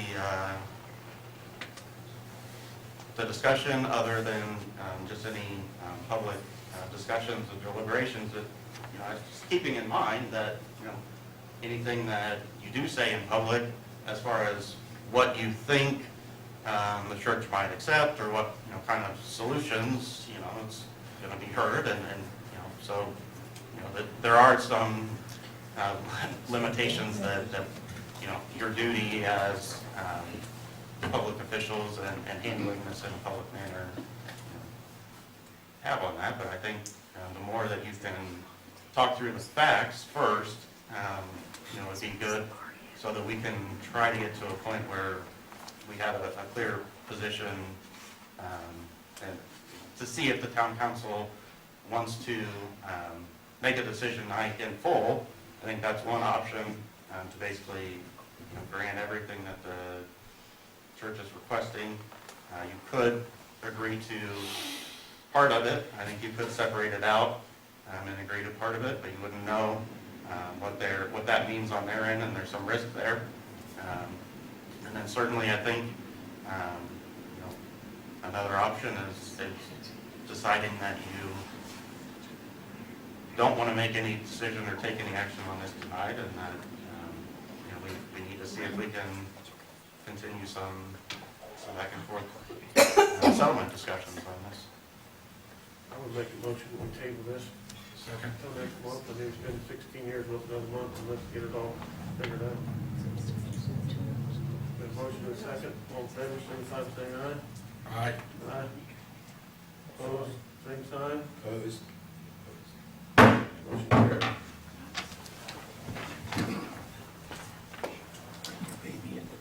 Vote 2-1.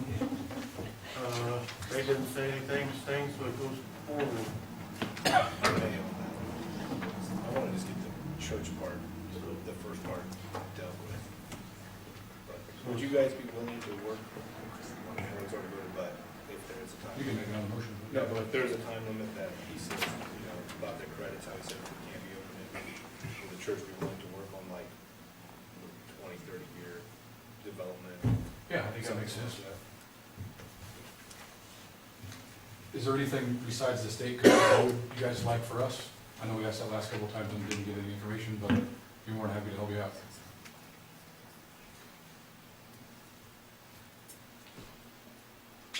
That only goes to stormwater. I thought we were kind of in agreement, 3 of the 5 that the stormwater was due. Is there anything else? I don't think that's what the record reflects as far as any official action. Okay, conversation that we had, I'm sorry. The record is what the record is. Okay, As far as, what would you like from us, Reed? Is there any way we can help you? I think we've finished the town business on this agenda item and we're ready to move on to the next one. So the Indiana State Code is off, is that correct? If you want to provide that to me, I'd be happy to look at it. Yeah, Thank you. Thank you for your time. We've done a report.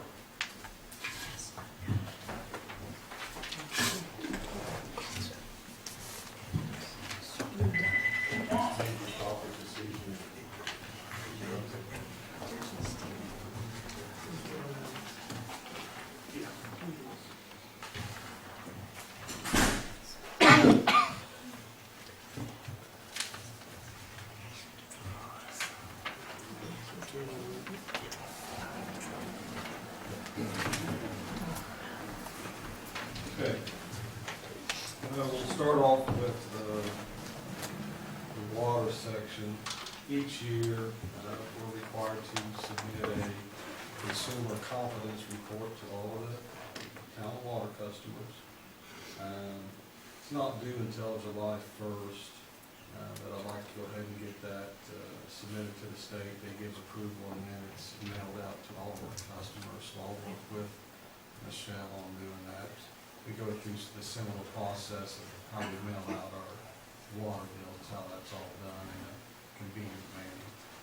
So that is coming up due. I'd like to get it done early, because we have several different other things going on. At the meter readings that I did last Friday, there were 3 or 4 additional homes that came up with flags as far as water leaks.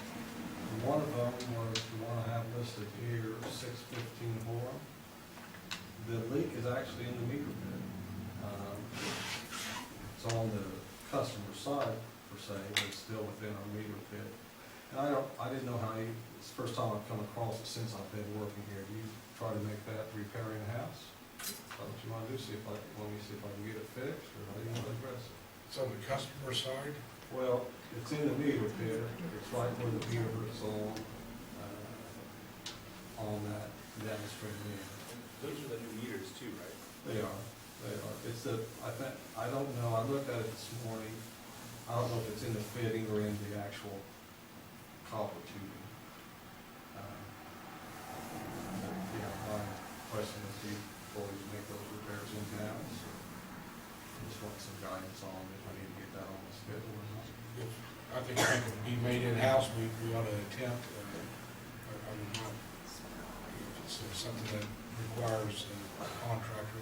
Well, I think what I'll do is see if I can tighten it up. If we have to replace that copper tubing out into the yard there, then we have to probably get a contract, because we need to excavate or backhoe or something in order to do that. And a couple people. Is this, hard to tell, water leaks, is this something that's coming out of recent? Or, Yeah, it did on the, on the smart meters, it tells you when it began, and it began on March 9th. So I don't know what relevance that has, but I would think that if it, was it back in January that it occurred, we'd say, well, the ground froze, and there was some heaving, and erosion, something in there, but it just happened on, according to our smart meter, just on March 9th, so I don't know exactly what's happening there. well, my thought was it something that we caused, maybe when we changed meters, it sounds like it wasn't, if it just. No, because that was started. 6 months previous, and it hasn't shown up in the previous 6 months, so. Could I ask you to speak louder, please, Yeah. Mark? Sure. Thank you. But this is on the customer side of the meter? It is on the downstream side of the meter, but it's within the water pit, within the meter pit, so, Right. It's kind of, Kind if it's of 5 foot out in the yard, it's a different scenario. Kind of our jurisdiction, maybe. I feel that it is, and within our responsibility. As I remember, we used to, it was in the pit, we took care of it. Took care of it. All right. Well, I need to go ahead and get it done soon, because, if there is a leak going on, I'll try to do it Wednesday, and we'll call for some rain, we'll see how it goes, and I'll get it as soon as possible. South Railroad valve repair, so it was approved to have the contractor make those repairs and put the markers in the fields for $1,980 at the last meeting. And that project's been completed, and he submitted a bill. So I asked Michelle to go ahead and get that paid as soon as possible. Prairie Lane Fire Hydrant, so I think as part of your packets, you have a photo in there. So at the end of Prairie Lane, there's a turnaround or a cul-de-sac, and in the center of it is a grass island, we call it, with a fire hydrant and a stump where there used to be a large tree. Are you guys familiar with that? Yes. Okay. So, Ashley had asked me to get a price on relocating that hydrant out of the center of that cul-de-sac so that area can be dug out with the stump and the soil and put some rock, and then eventually in the near future,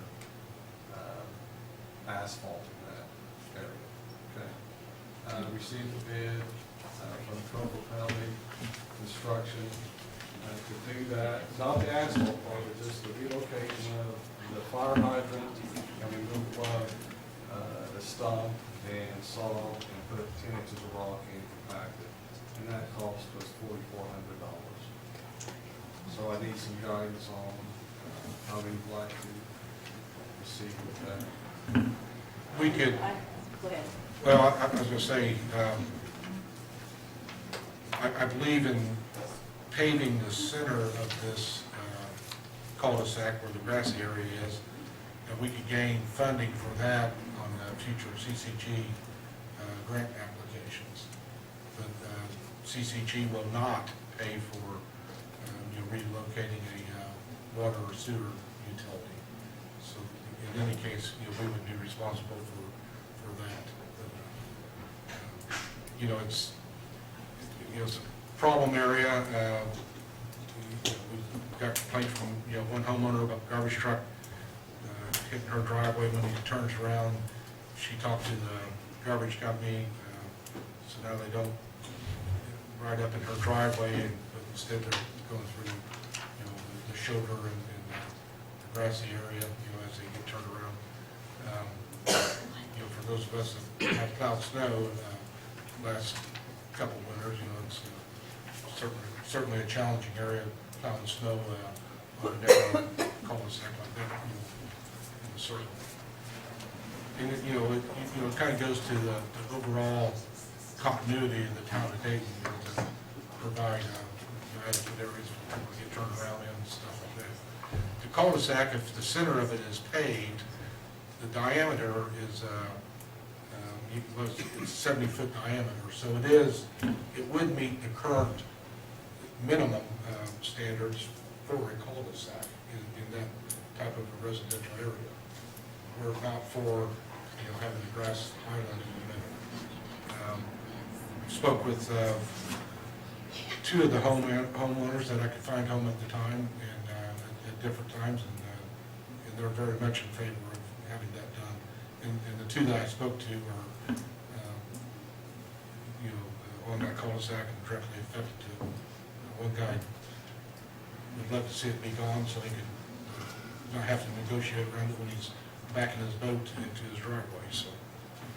So let me understand, we're doing this because if it's a problem with the plow snow and just garbage truck got in somebody's driveway, basically. Well, the garbage truck is currently going through part of the grassy area in the center to stay out of homeowners' driveways. And then, Do you have problems with this? Yes. What I was having trouble with was the garbage truck was coming up clear into my driveway. And as big as he was with all his stuff, I was afraid he was gonna crack my driveway up because he had to do it every time. And it's hard for him to come around there. And so, when I came up here before and asked for that tree to be cut down, I asked them then if they could cut down that tree and then just put some rock or something out there so it'd be easy to go around to stay, because there was not very much room utility trucks, anything delivering, like UPS, they have a harder time going through there also. I was wondering also if you know where the fire hydrant will be placed. If it's going to be relocated. One thought was in between yourself and the closest neighbor's driveway, off on the edge, yourself and Edwards.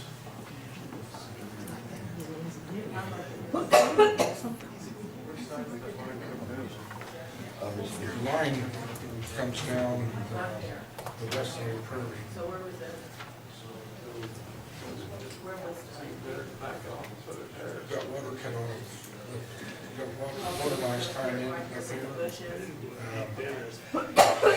The water line needs to be run at a 45-degree angle.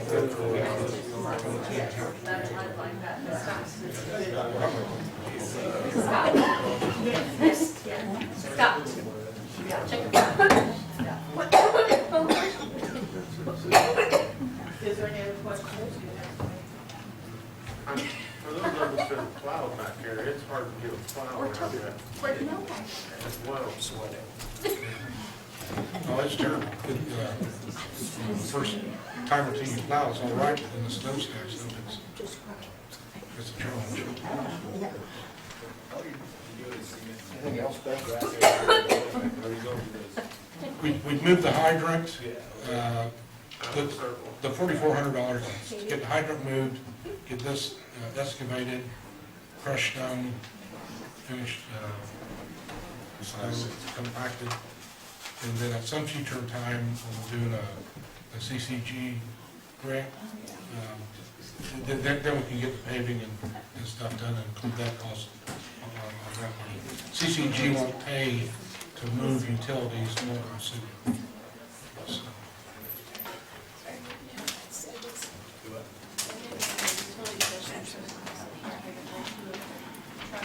Trees not protection in now, right. and you have, trucks cutting those corners. Fire hydrants, probably needs either moved.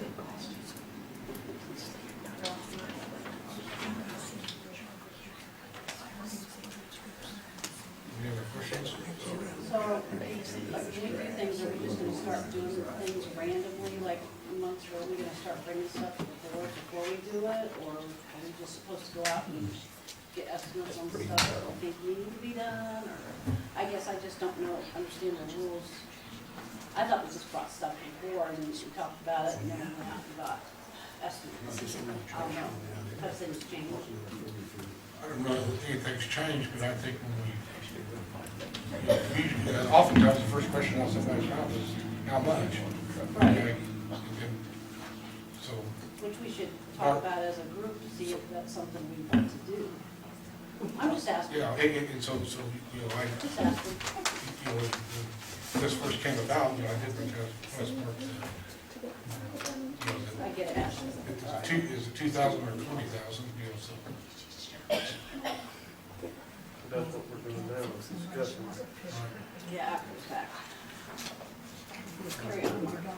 Maybe we could go and have a list of projects coming up in the next year that we That'd be good. Speak louder, please. Maybe we could have a list, the road people, a list of projects we want to do in the next year, presented to us, so we could go out and we could add our 2 cents to them too. So that it's not one person on the board making a decision. So it's everybody. I believe this is the responsibility of the street superintendent and our utility guy to find these problems. They should really have to come look for the building maintenance guy or anybody else. It used to be Bring it to everybody's the, Well, I still bring think it it to needs the to town. be discussed as a council Well, that's what was brought up here for us to do, so that's what we're doing now. after the fact. Mark, go ahead. So, would you like to move forward with it, or? I would make a motion to relocate this fire hydrant out of this cul-de-sac for $4,400. And then at some future time, on CCG grant writing, it can be crushed stone could be paved over again. Because we have all kinds of money. There's a motion second, all in favor, signify by saying aye. Aye. Opposed, same sign. Motion carried. Under what? I want to ask a question. We can't afford to pay that over there at this time? It is better cost-wise if we include it with Community Crossroads grant writing.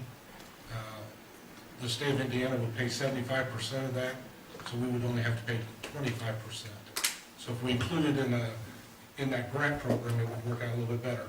That's number one. Number two, when we excavate and we compact, put gravel and stuff back, the longer we can kind of let it settle before we pave, yes, the better it is. Okay, I Otherwise, understand. we're going back and repaving Yeah, later. because what I was concerned about, the stone is not gonna last. Right, right.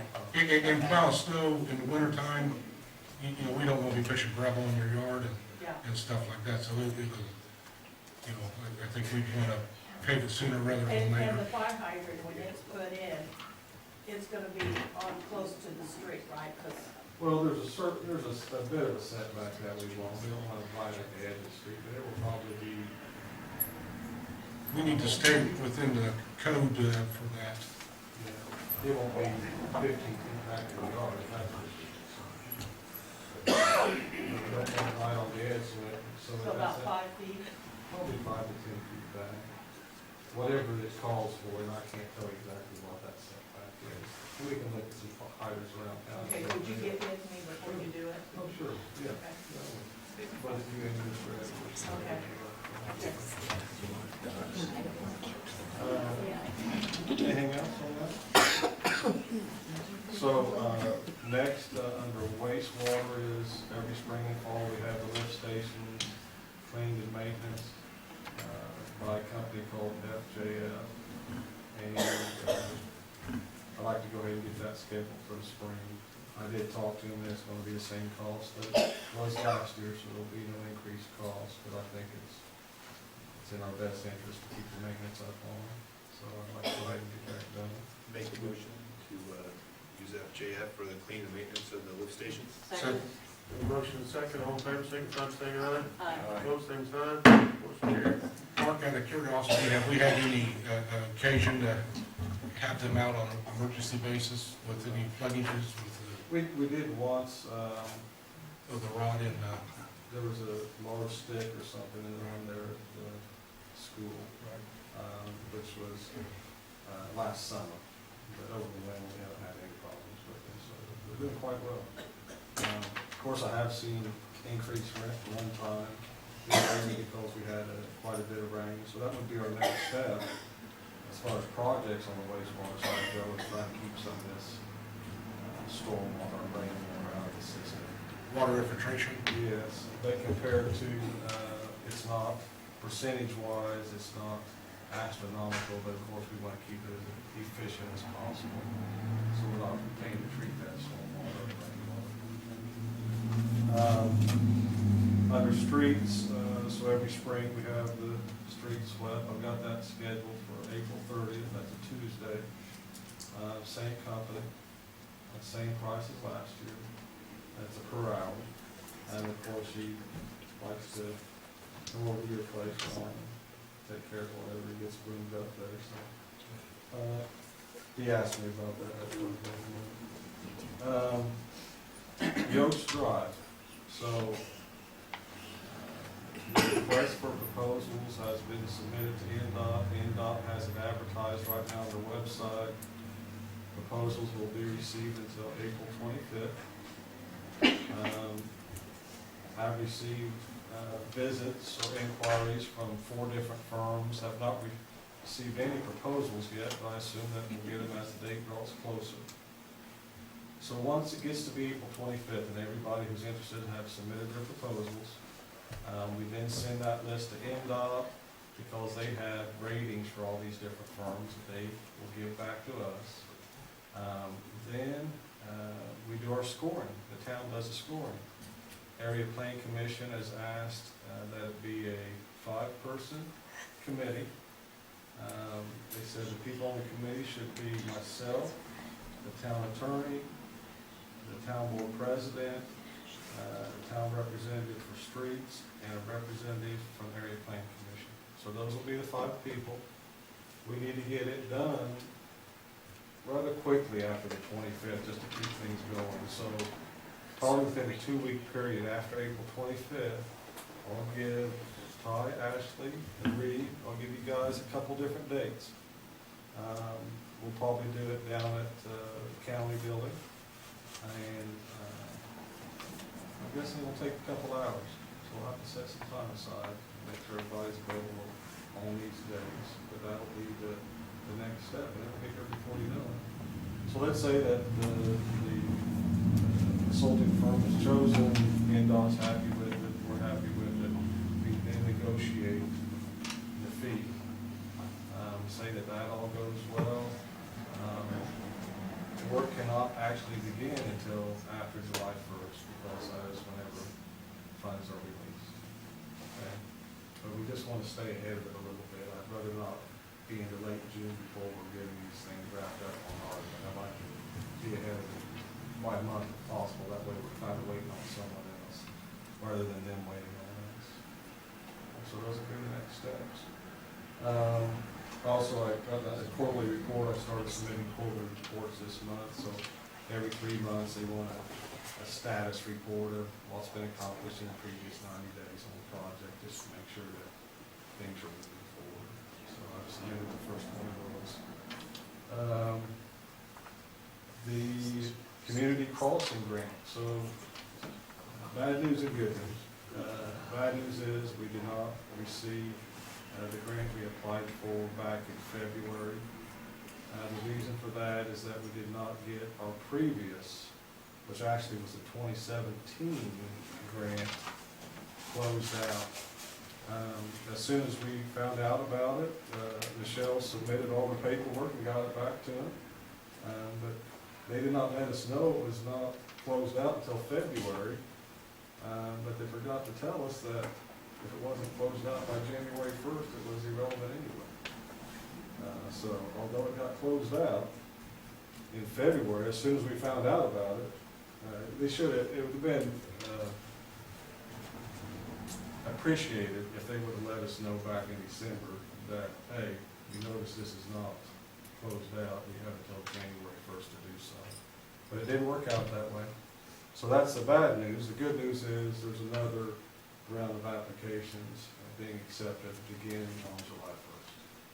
So I don't think all is lost for this calendar year.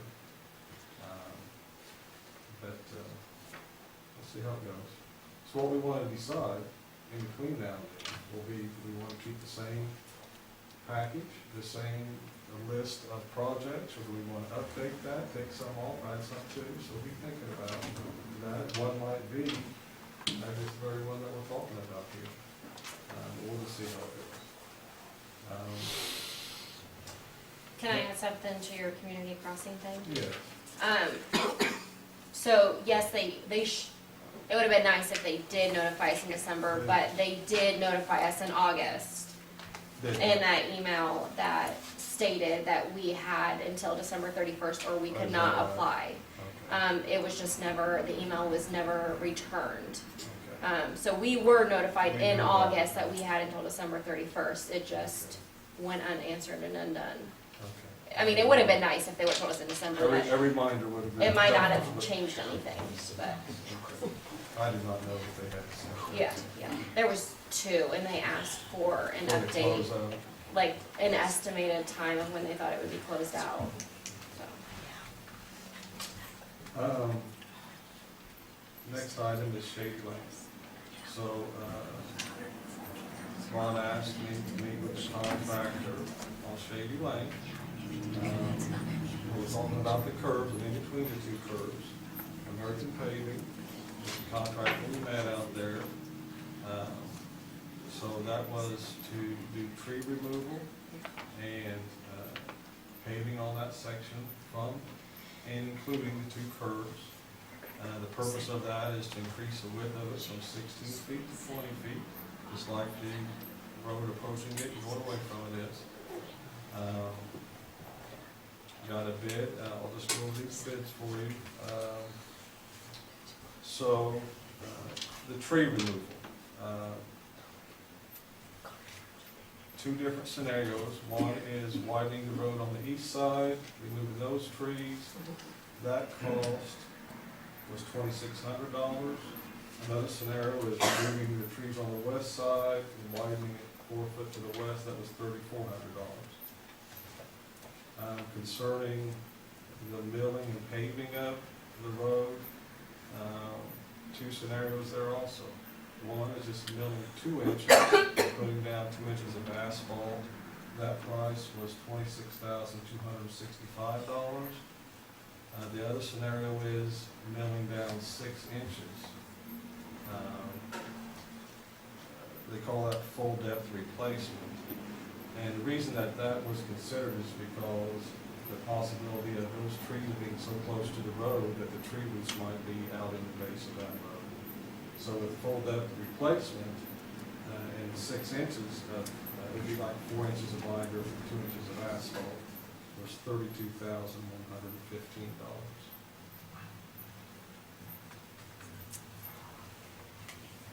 Just to be clear, Mark, you're Yes. talking about between the curves, that Including little, the including curves. the curves, I came out of it, it's 265 feet, it was a little bit coming out. of so the- 26,000 and 32,000, Yeah, yes, What, plus the tree removal. of 2,000 or 3,000, so yeah. Wow. what, can I make a suggestion? Sure. I think the reason we're getting bids on this is because this was such a critical area, according to last year, by this engineer's report the town board had done. I think we ought to cut the trees down and for now, and I don't think you guys really want to spend $30,000 on that little 80, 90 foot of roadway or 100 foot or whatever it is. But if you guys okay cut the trees down on the one side, I will dig out the inside of the curves and add crushed stone the proper way and enlarge those so anybody back there can get their trailers and stuff back. Not that they can't now, but they can get them back more conveniently. And that ought to solve the problem.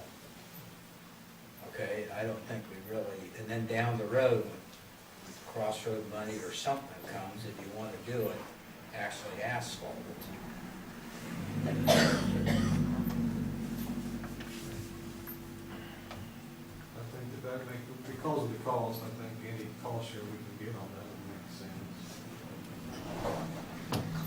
I mean, in that report, the number one thing was the visibility of the area.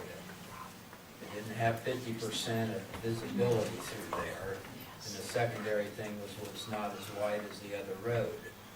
But I don't think you need to widen that whole thing or anything, you just need to enlarge those corners to get around there. But the solution in that engineer's report was not anything to do with visibility. They didn't even suggest cutting the trees down. So, They did suggest, they point towards a heavy canopy in that area. which I read that when you told me to, and it does not have cutting the trees down. There are other options. So which side? But anyway, if you do it on, there's more of a right of way on the east side of the road, and it'll be the less cost, the $2,400 or $2,600 cost. You guys remove those and dig them down and remove those stumps. I'll do the rest and put in the crushed stone, okay, and enlarge those corners. I'm going to do that anyway, so it really doesn't matter, but it'd be nice to get those trees out of there because that's what the visibility factor will be solved a lot with that. And they'll be out of the way for future if we do asphalt or And something. then you say, when the additional money comes in, or when we can get some of those grants, that can be, Yes. the rest of the paving can be done then. Yeah, and then it'll have time to settle, and the stumps will be completely removed. You know, we're not questioning they dig them a couple foot deep. And TNT is about the only one that really digs it deep. I agree with you on the trees, but I don't know about the grass part. I mean, that's, if we're gonna put gravel down, I'd like to do it all correctly at one time, instead of having a mess of gravel that's basically gonna turn into mud. Well, Mike, You know how long it yeah, takes, I'll you do know? it right, but the complaints Well, I that know you that, got, the but- complaints of you guys and everything was the fact that cars couldn't get around there. So you either wanna, if it's a complaint, you need to solve it, you need to temporarily solve it, and if it's not costing the town any, we can solve it temporarily. I'm not gonna put some kind of mud gravel down there, I'm gonna put No, I know, heavy but duty eventually riprap. that works up, but if you go here, that's gonna possibly turn into a mess. It won't turn into a mess, it'll be gravel. It'll be what we do on temporary fixes around this town, we put in crushed stone, gravel. You know, it's not some cheap pick of this stuff, it'll be regular crushed stone gravel. And then it'll solve the people that complained about it, the engineers that complained about it, and the board people that complained about it before. It ought to mostly solve that problem. I agree doing it, adding it on the east side of the road is a logical place that you do that. But then later, when it's white, I can move those shaker lights back behind the fence instead of in front of the fence, and it should, the illusion should all look about the same, you know, which everybody likes back here. Public comment? Could I say something? Would that extra money be available for the paving? Depends on if we made it part of the community crossings grant, it would be available in the fall if we got the grant. I'd just like to say that I've been back there 53 years. There's never been one accident. The reason it's called Shady Lane is because there's trees. Yeah. And nobody's ever complained about it before this year. And it's ridiculous to spend all this money on something that's really not necessary. Yeah, there's been more trouble or more people driving off the road since the trees that have been taken down were taken down than there ever was in the 45 years we've lived out there. Just taking the trees down just creates more issues. When there's a Yeah. narrow lane bordered by trees, everybody knows it's a narrow lane bordered by trees. We've lived with it. We've had school buses and trash Yeah. trucks and moving Okay, vans how and about everything. just those 4 or 5 trees, taking them down? I wanna get this solved while I'm on the board so that Okay. that lane can't be changed with another board if I'm not around here, and that's what was being done before. Okay. I agree with you, it doesn't need change, it Does never not. needed change, and there's never been a problem, but it's a political issue now, so I wanna get it done, and I'll correct it myself if we have to. We shouldn't be doing things for political issues, in my opinion. So, I would just want to say, if we decide to take out the trees on the east side, which makes sense on the east side because there's already some right of way there, and we do put in some rock temporarily, you'd want to core it out a little bit before you put the rock down. You know, so core it out for that 4 foot, take some of the dirt out. Oh, I'll take plenty of it. You know what I'm saying, Yeah, you can't, we just don't want to lay it on top. So there will be some cost. Would there be any problem with just maybe waiting until the grant, we could get the money to just do it the right way all the way through? No, that's. Tammy, you're still gonna have to dig it out anyway, and if I dig it out, it's gonna save you money than digging it out later.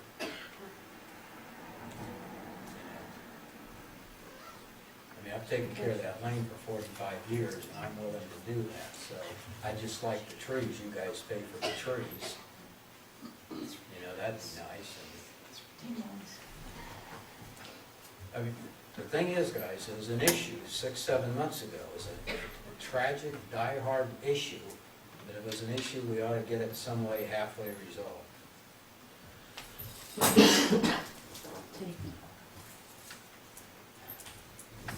Should we go ahead and have the trees removed? You gotta do that anyway, whether you do a community thing now, and that's a separate issue anyway, you know. How many trees? It's $2,400 on 5 trees On the east side? on the east side, Five trees at 26? whatever that was. That's, yeah, it's $2,600, 1, 2, 3, 4. 4 trees of arch stump and wooden brush, with, written on here. And they're big, that's a good price. Oh, I know it's a good price. I'd like to make a motion that we have TNT pay them $2,600 to remove those 5 or 6 trees in the court there on the east side of Shady Lane. So we can open up that a little bit, your son will come in, it won't affect the road as much, which has been one of the gripes, you'll have the visibility, the safety issue, whatever. I'll second it. The motion and second, all in favor, signify by saying aye. Aye. Opposed, same sign. Motion carried. Thank you. So the drainage improvement on the north end of town, cleaning the ditch and Deerfield. So I spoke to the contractor this afternoon, which is Heartland Excavating. Went through a punch list with them of what we'd like to see completed before final payment, and also that we'd like to see things finished up on it. Told them that we would like to see May 15th as a closing date on it, as far as having everything seeded, graded, seeded, blankets down. Of course, that, he said he would shoot for that and try to make that happen, but of course, it's weather dependent. So I just want you to know that that's, although it's unfinished, it's not being avoided, that I'm touching base with him, trying to keep things moving forward, hopefully get it buttoned up and finished this week. I'm so sorry, Mark. Could I ask you again to speak up? I'm sorry. Sorry about that. Next item is the Circle K. So the fence that keeps getting damaged there at the Circle K by the semis.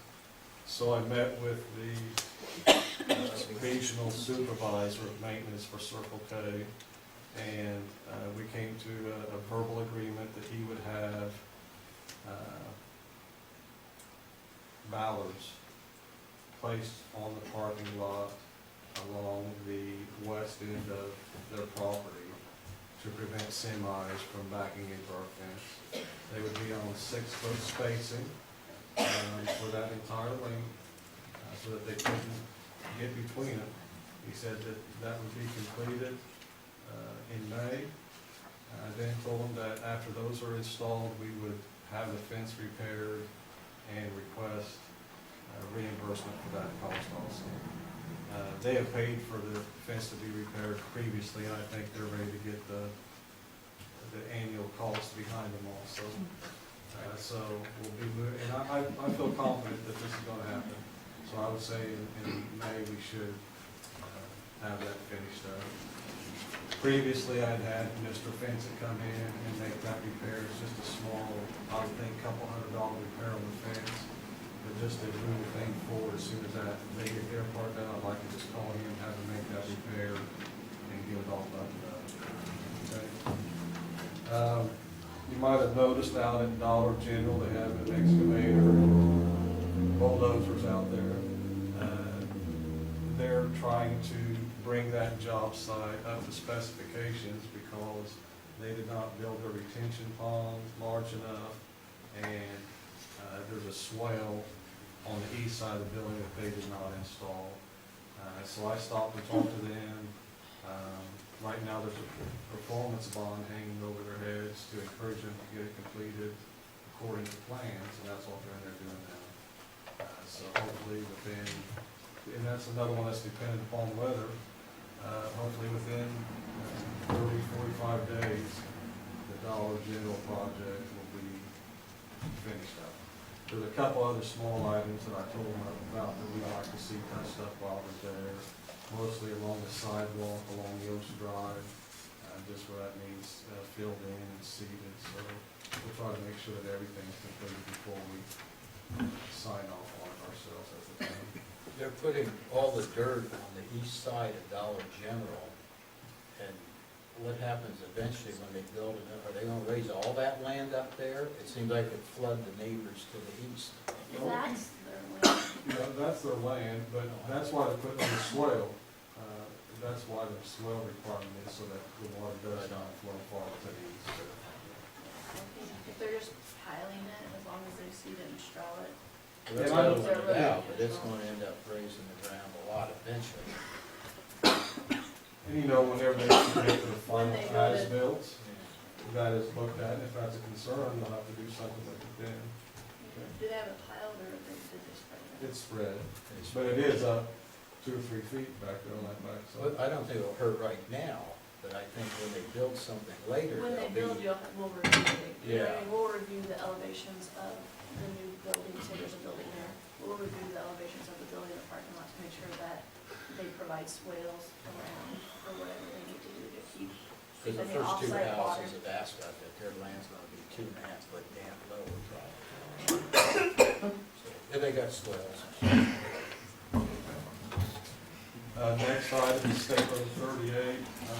So Hanson Engineering is doing the surveying and design for State Road 38 going out of town.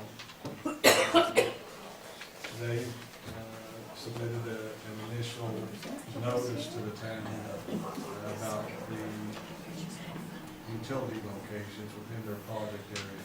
They did a locate previously, and I'd marked them for them if they wanted something more official, so I've got all that paperwork to them. It'll just be part of an ongoing process as they get the design done for this improvement to make sure if we need to relocate any utility or manholes or if our water lines are at the correct depth for where they're cutting the road. I'll be working with them on that. Last item is Vectron Gas. So they should, Patent Construction, who is putting in the gas line, should finish up this week. They've replaced about 50 gas lines here in town, service lines to homes. Next week, you'll see another contractor that I've got listed there, Case Construction. That is the contractor that will be coming into town to patch the streets and sidewalks where they've been cut into. I have called in and reminded them of the specifications that the town has for making those repairs, and that I'm gonna schedule a meeting before they start to make sure that they go through and understand what's expected on our part for those repairs. But some of those are on streets we just paved last year, you know? That's just the way it goes, but there are specifications we wanna make sure they meet as we go on. So, any questions? Mark, I got a question. On Yeah. the patches they're doing in the new street, Yeah, are they gonna come back and repatch the patches? yeah, that's a temporary patch, yeah. No, They're already getting some potholes in them that are terrible. So I was glad to hear that they're gonna come in and start doing their permanent patch on it. They'll cut them a little bit larger than what the initial cut was, and it'll be better. That's just temporary. They also, Patton is gonna be coming back after the grounds settle and fix all of our yards. Yeah, and we'll, for those homeowners that the yard before, that'll be taken care of also. Gutted more than good. I need to talk to you about that location again. On the fire hydrant? Yes, Okay. yes, because that will be in my yard, Yeah. and it's not an easement there. Yeah. And I'm thinking maybe we need to talk and see where else we can put it. Sure, sure. That'll be, you know, I was just trying to see if they want to move forward. I need to visit with Mr. Edwards or someone, we'll figure out that. Okay. Makes me feel Oh, better. oh, you want to see some? I was thinking, how am I gonna get to my shed now? I forgot all about it. You won't see the There's not excavator much pulling room up. there, and I thought, oh, I'm asking for town to be here. I'll work with you. Okay, thanks. Thanks, Mark. Comments from the residents? You do know there's a national championship that starts in 10 minutes? Just asking. Am I the only one here? I have one. I thought the South Street thing was tabled until we decided if we would have the money for it. If we want to spend that, all that money instead of moving ahead with it. Isn't that? They just approved the trees. That's the only thing that we're on. No. Oh, South Street, sorry. No, that's not what it's State Road 38. I don't know. South The only- Street. loop, that water That loop, I thought you said that he had it marked and stuff. The only thing Sue, we're checking on is a curb cut along there by the Masonic Hall, just for future, if the private developer Okay. wants to try to come out that way, now's the time to ask for the state. And Okay. Ashley's talked to him about that, but it's not, we're not I We understood haven't that it talked was in about process. putting the water or the road or anything. Okay, thank you. Are we looking to do the Yost Road extension? I thought that, I think the decision was made. Yes. And how much is that gonna cost? It's, 800,000, I think.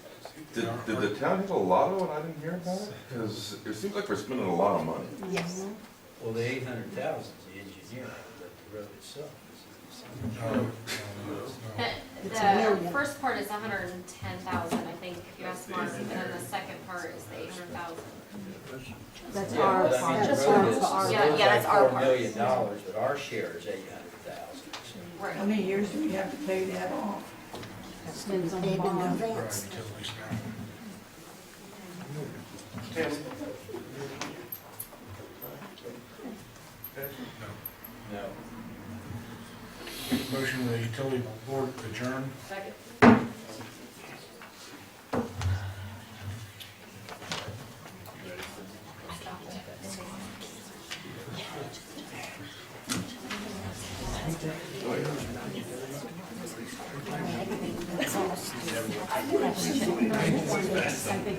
So just wait for Michelle.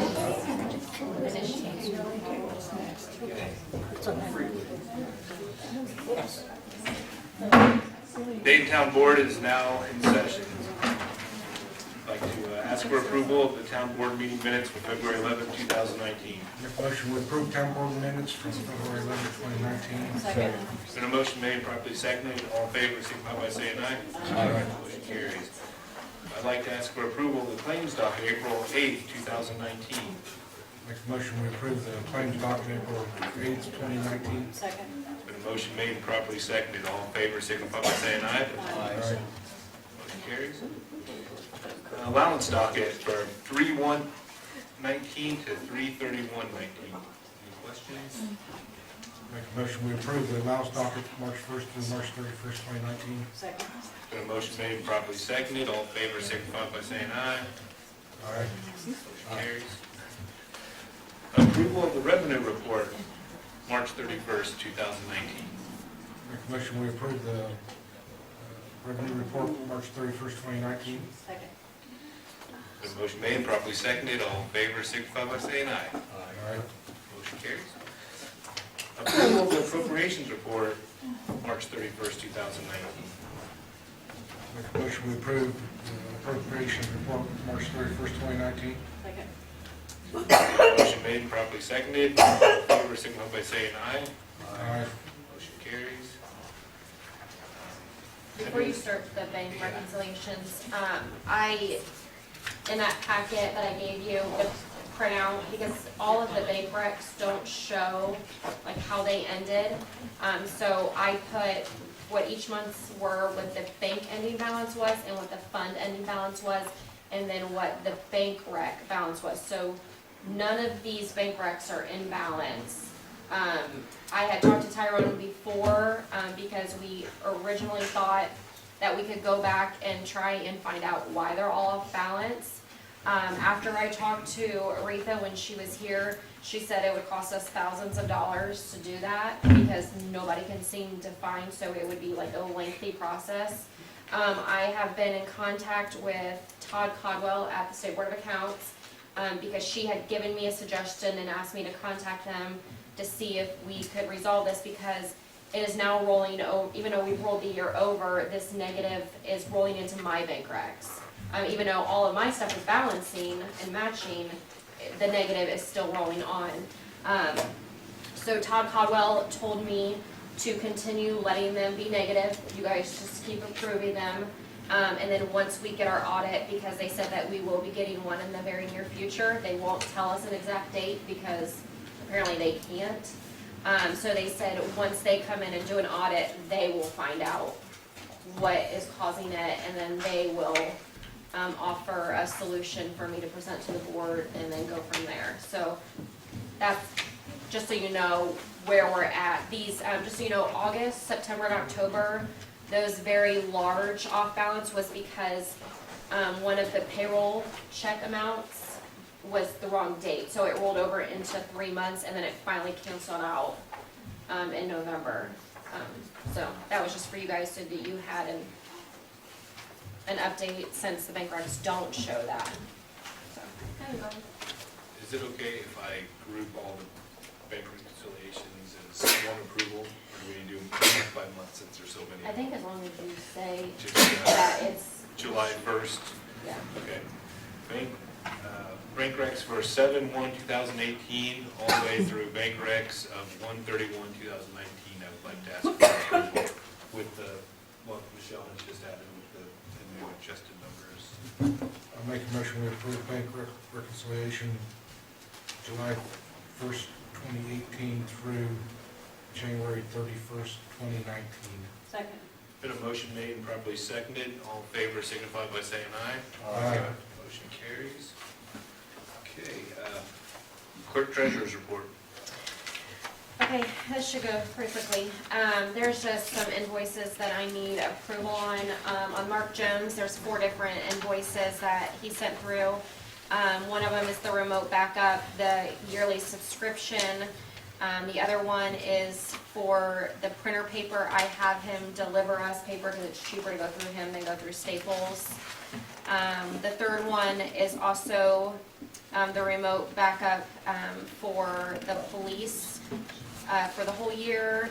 And then also then the changes for on the website for the police department and the program and services. So I just asked the approval of those 4 invoices for Mark Jones. I make a motion to approve the invoices for Mark Jones. Second. Been a motion made and properly seconded. All in favor signify by saying aye. Motion carries. The next one is now we are out of hours with Reed. So this is, I think this is our first hourly one, right? So I presented everybody a copy. I believe Reed also emailed all of them. So now we are paying the hourly rate. So I just asked for the approval to pay the invoice for $2,990. Doesn't all your time. How did it last this long? I make a motion to go ahead and start paying Reed, or to pay Reed the balance that you quoted and then do the hourly going forward. Second. It's been a motion made and properly seconded. All in favor signify by saying aye. Aye. The next one is Nate Handyman's invoice. He moved the speaker room, rewired. He did some drywall repair and paint. He fixed the downspout, replaced the doorbell and materials, and I believe, I think Ron, you approved all of that through him, right? Okay, because yeah, I told him to go to you. So I just need the approval to pay the invoice of $315.50. Did he fix the outdoor lights? Did he replace the light bulb? He didn't put in the light bulb. Make a motion to pay Nate's Handyman Services the invoice. Second. Been a motion made and properly seconded. All in favor signify by saying aye. So the only other couple things I have, I've already updated you about the bank recs and the audit, so hopefully in the near future, we're gonna have it. Also, I will be attending the budget workshop on April 24th in Munster, Indiana. That I got your guys' blessing from a couple weeks ago. I will also be attending the clerk treasurer school on May 15th in Plainfield that I got the blessing to go ahead and do.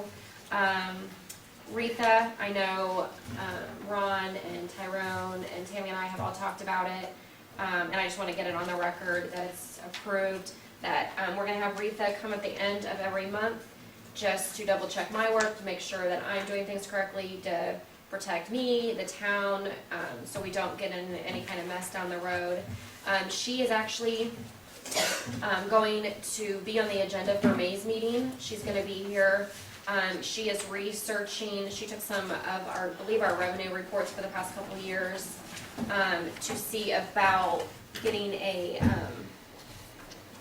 is it a utility water reserve fund? Is that the thing that you brought to me? Utility cash reserve. Utility cash fund, and that would be, so she's gonna come and tell us what she found about what money we could put in there and save. It'd be like a savings account.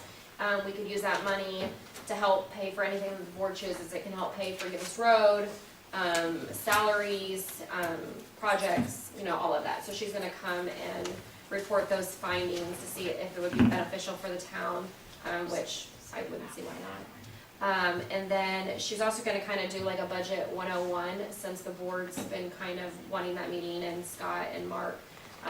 So obviously I'm going to the workshop, but then she'll also kind of update so that everybody's on the same page of what money we can spend, how we can spend it, where we can spend it from, and where we're at, so that everybody is on the same page, especially with the Yost Road coming up. We don't obviously want to bankrupt our town. So it'll help, with that. A lot of people have been asking about dumpsters. I know we don't want to publicly announce it yet, so we don't have people sitting out from outside of town. I've talked to a couple of the board members, and I think we've all come to agree that I think we're gonna set it for the week, the beginning of the week after the fish fry. So since everybody's having town-wide garage sales, what you don't sell, you can purge, rather than waiting before the fish fry. So we will put out an exact date once we get closer, and the specifics of what you can and can't dump, who can and can't dump, and the hours and all of that.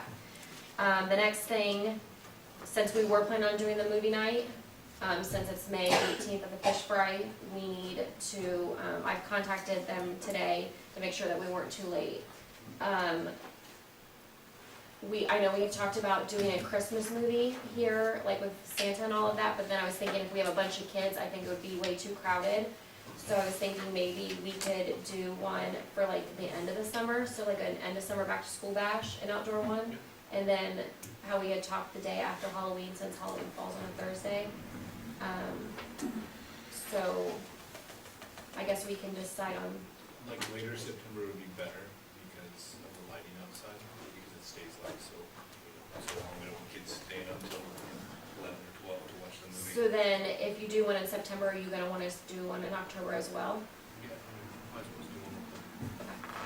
I know a couple people have suggested like a snow cone truck, and I know that we talked about that. I've put in a call to Kona Ice, I just haven't gotten a call back.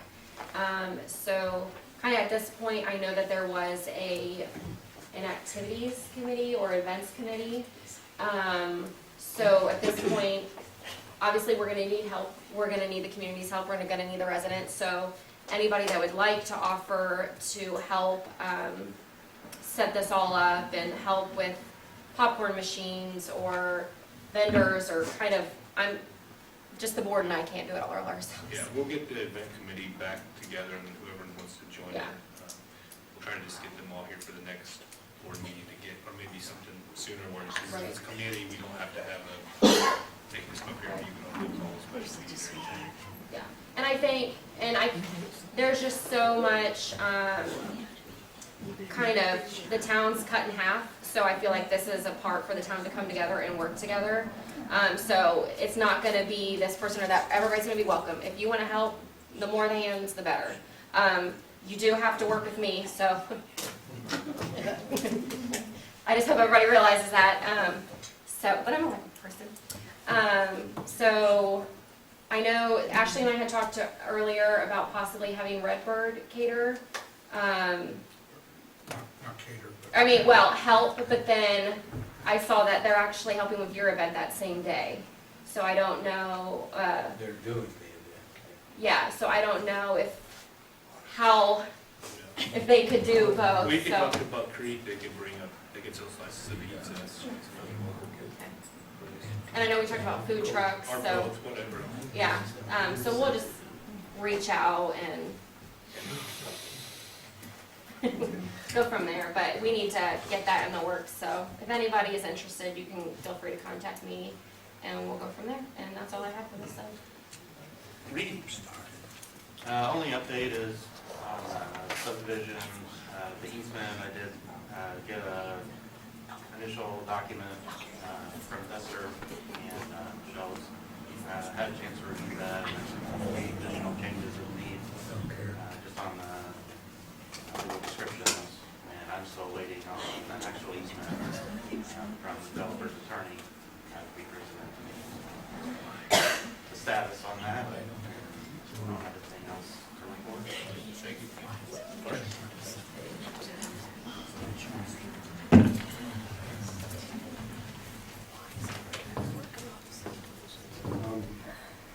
We've all got the criminal activity and reports from last month.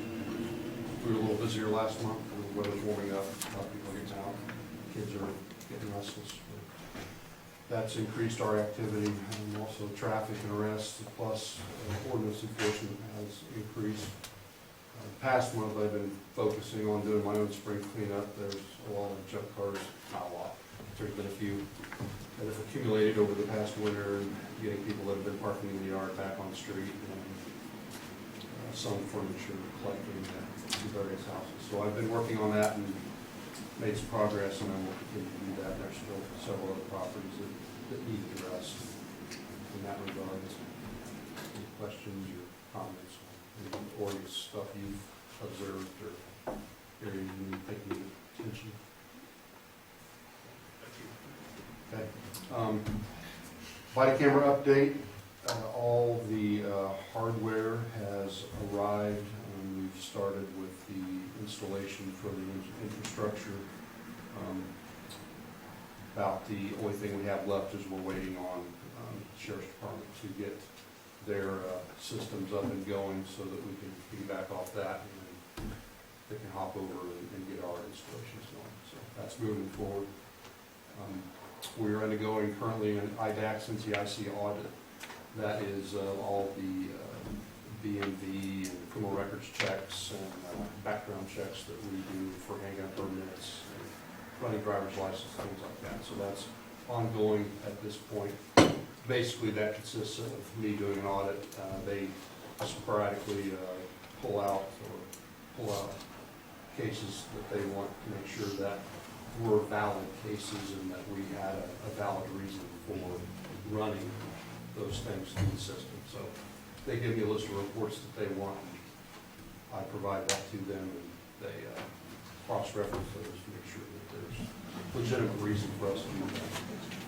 It's kind of a check and balance thing to make sure that we're just not frivolously running somebody's license or doing background checks or seeing if they have any warrants, things like that.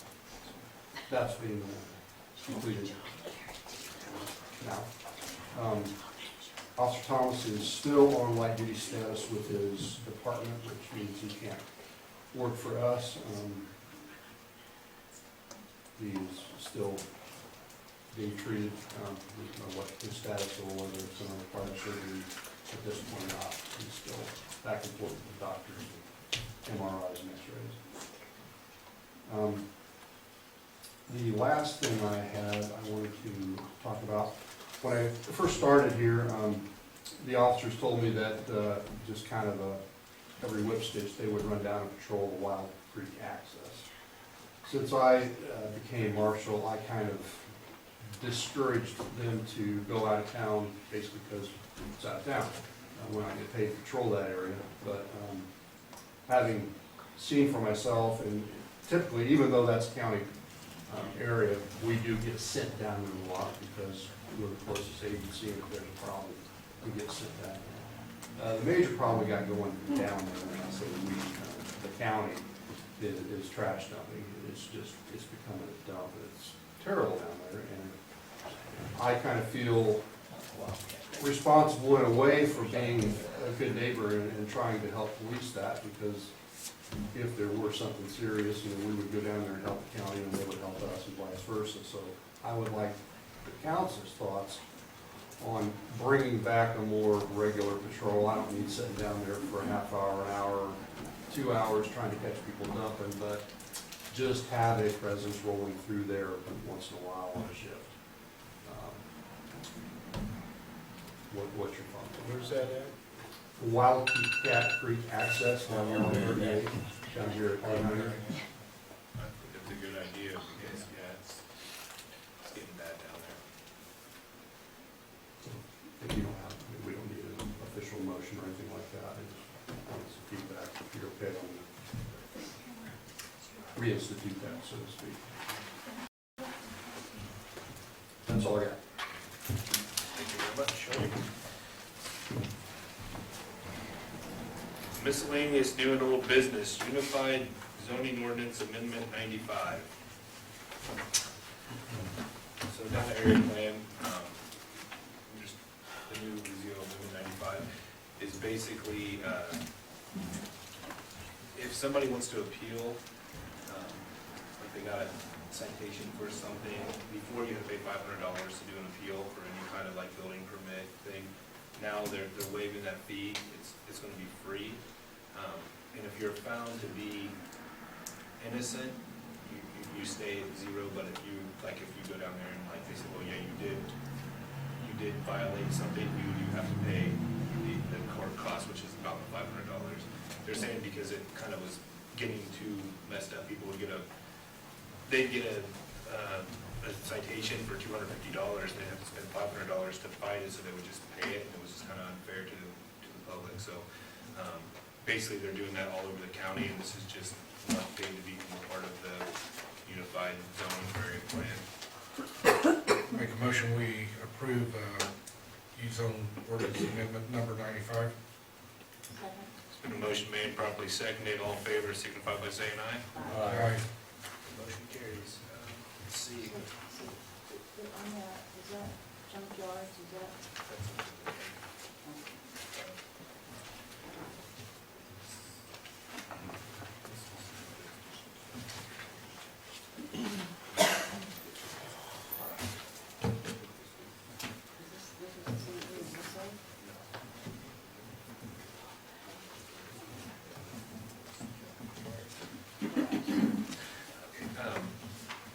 Next thing would be the TIF district vote and annexation.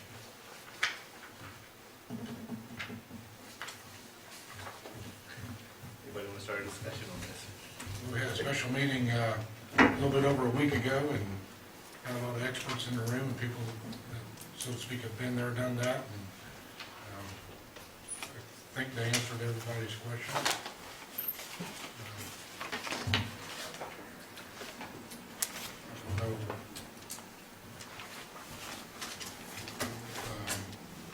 Probably need to have public comment. Do we need to have two separate votes though, like a TIF vote / annexation vote? In the annexation, we need to maybe have the state voluntary annexation, right, with the homeowners? I think, Or is there a certain wordage we should use? I think annexation would be for that area. Me personally, if a property owner didn't want to be included in it, then that's fine, I'll include them. I'm not out to make people be annexed that don't want to be annexed. I think we need one vote in regards to Bond Associates, because we need to potentially, sign their full engagement letter for both TIF and annexation. And then I think for both of those processes, they kind of move outside of any additional action. I mean, we don't have like a TIF district So we just actually defined, but the next step on the TIF district is actually creating a commission, whether that's Economic Development and Redevelopment Commission. But we need, basically to get a formal vote that we're fully engaging Umball and Associates to help us with that process. I would make the motion that we engage with Umball and Associates for the TIF district and annexation. Second. Been a motion made and properly seconded, all in favor, signify by saying aye. Aye. Motion carries. Money, public comments on that one? Maybe we can do president comments for everyone. Motion. So, comments from residents. Well, didn't we do Prairie Lane? I don't know if it's the same. Oh, is this a different? No, this is just residents wanting to speak. Different Issue. No comments from the residents No, on yeah, annexation? You can do or- that, yeah. You can do annexation, then Prairie Lane. I know you already voted. Doesn't matter anyway, what I say, what We you should vote. open it up for residents But, before we vote on right. it. So- I just want to make one It's up to comment. it's really up to No, I don't think so. I think Yeah, it's to his discretion, but, okay. it would be I nice. I have right here in front of me the annexation from where the church annexed the land for the new sanctuary, the one that's been talked about.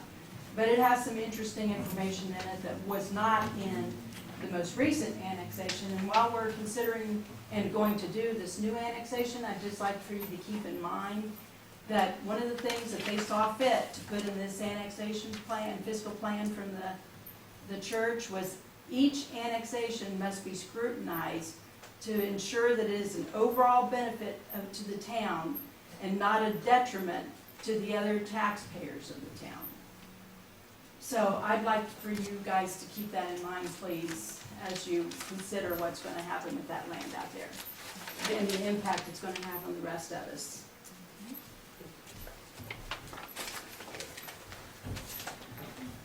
I'd like to make a comment. I'm for tipping it and annexation.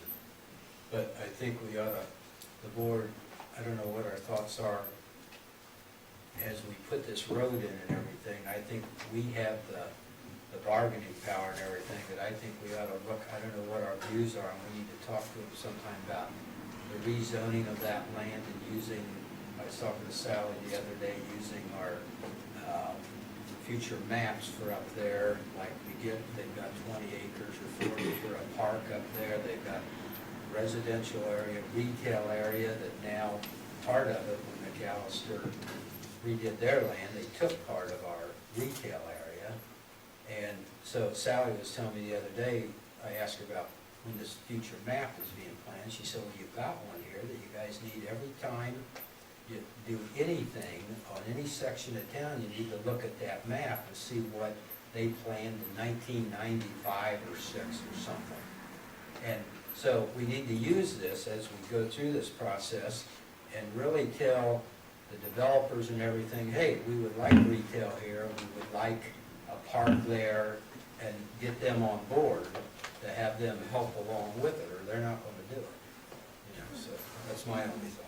And she is updating our Yeah. land use map for that particular area, so Yeah. I don't know when, but I would think sometime within So the. she said that we gotta do this annexation first, and then we get into what we wanna do. But she said you got a good map now that we just need to use. Look at it. Because the current map is completely void right now, the one you're speaking of, because McAllister, when they came in, our whole land usage has been completely changed from the original map that they have. So that map that you're talking about is like, basically where McAllister is, it's supposed to be all residential that whole way, and then it breaks off into like industrial and highway business, and now it's just, She, just a week ago, she told me, use that map, Yeah. because that's what I was telling her about McAllister. And she said, use that map for the rest of the area Yeah, up she- there, yeah. to use it for, jump over, because I think it stays the same the whole distance of I-65 out about 2 hours. The road, I think, is all in a I-3 zone. Yeah, on the left side, and it's got that way, I was surprised up in the middle, it's got that retail area and that park area. Yeah, I think you're right, having one side along with. And if we don't tell these developers, they're not gonna give us a park, we're not gonna get anything out of it except a bunch of warehouses in there.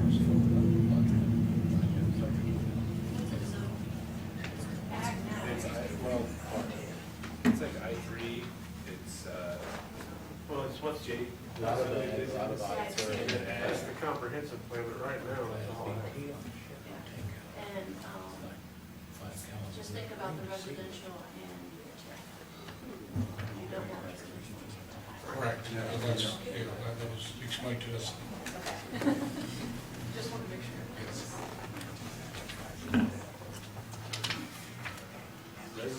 Residents of Prairie Lane.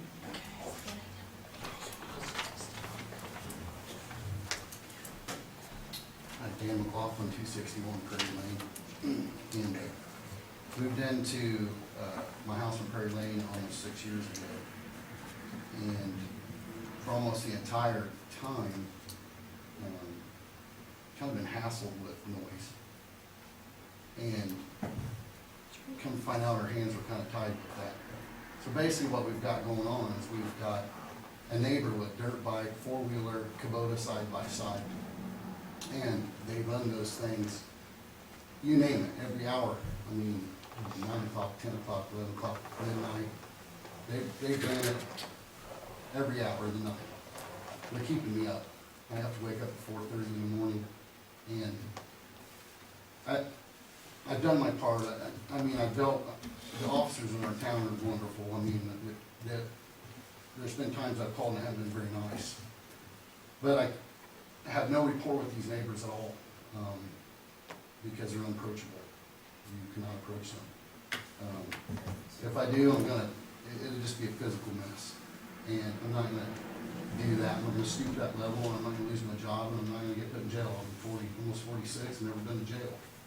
But this is affecting the quality of my life. And I like Dayton.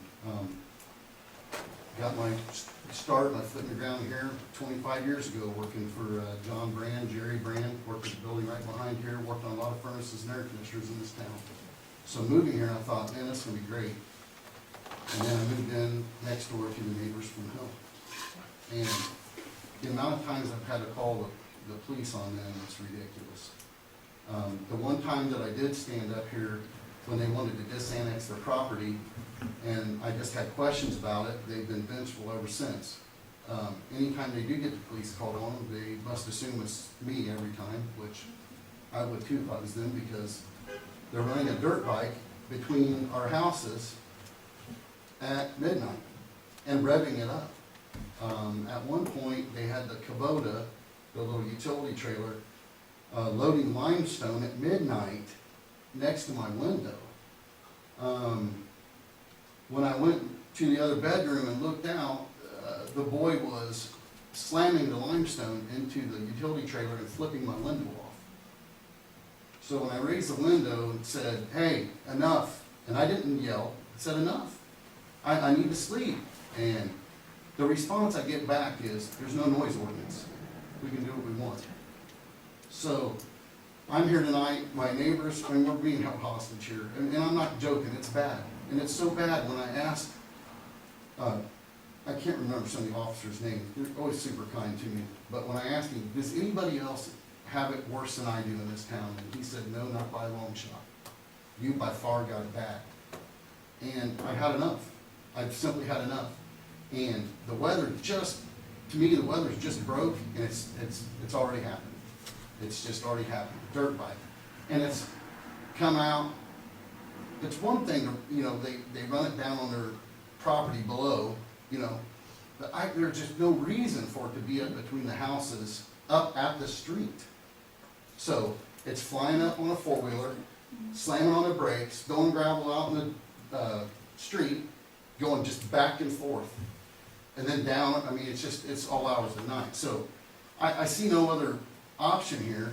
I mean, looks like the town's growing, and I feel like we need a noise ordinance. I feel like there needs to be a noise ordinance, and I appreciate some of the other ordinances. I mean, I look here, trash containers, picked up, grass mowed.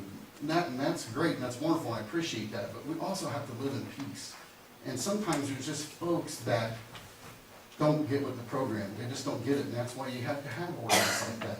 And I just think there's absolutely no reason why we can't have an ordinance that says, after a certain time, your Bobcat, which is routinely ran at 11 o'clock at night, midnight, I don't know why, but it is. Your four-wheelers, your dirt bikes, I don't know if you guys run your Bobcat that way, but it's terrible. But I have to get up at 4:30 in the morning, and I can't deal with this anymore, and I'm not willing to deal with it anymore. And I would approach these folks if they were approachable, but they're not. And I've watched them shove their fingers into law enforcement's chest in this town. And if they stick their finger in their chest, what do you think will happen with me? So I'm here to tell you that this is a real struggle. It might seem petty, but it's a real struggle. I hate to see this have to force me out of town, but I'm gonna tell you, I'm not gonna deal with it no more. So, I mean, if the poor suckers that buy my house after me have to deal with it, and that's fine, but it shouldn't be this way. I just wanna live in peace, and I wanna go to bed at a reasonable time without being woke up. I wanna go to work. I take work very serious. I'm in a pipe fitters union. I do refrigeration at Ebonic, Tiffany Labs. There's only 4 of us out there. This place needs us. Millions of dollars at stake. I take it serious. And I take my money serious because it's how I'm gonna work on taking these older homes like I have and fixing it up and being a part of Dayton. So I'm here to ask for a noise ordinance. I want there to be, and I just want there to be a certain time at night where this stuff stops. And I think if everybody knows exactly what time it stops, then that's it. And then if they're gonna continue to make this noise, they need to be fined. And then if they want to continue to do that, then, they can be taken to jail or whatever, I don't know, but I don't know the exact answer. I've thought about this, trust me, over and over and over again for years. This is my solution. So that's my piece, and that's just what I wanted to say to the board. I feel we need a noise ordinance. Thank you. Marshall, can I ask a question? Do we have some more on the same topic? Yeah. I just want to ask you, is there any kink in the noise ordinance? I'll discuss that here. Sunny Anderson, 251 Prairie Lane, where I live with my husband Mark. And we agree with everything Dan just said, that we should be able to enjoy an evening at home. But even like we hear this dirt bike going around and around and around like the Indy 500, and it just about drives you crazy. And the quad runner and the Kubota and the Bobcat, and then the light shine up from down below up into our living room, into our bedroom. There's just absolutely no peace or quiet, and all we want is what everyone else has, is to be able to like enjoy a movie after dinner or something, or even go to bed in peace and not hear all this constant noise. I've lived there 18 years, and these people have been a problem ever since I moved in. They do not listen to anyone. They do not care about anyone. And they just totally avoid any kind of respectful behavior. I walked the dogs past their house on Halloween, and the son was out on the front porch yelling obscenities. When little kids are walking by trick-or-treating, there's no respect. And I know that has nothing to do with the noise ordinance, but I'm just giving you an example of how they behave themselves. They don't care. I would be totally in favor of a noise ordinance. So at some point, we know we could have some kind of peace or quiet.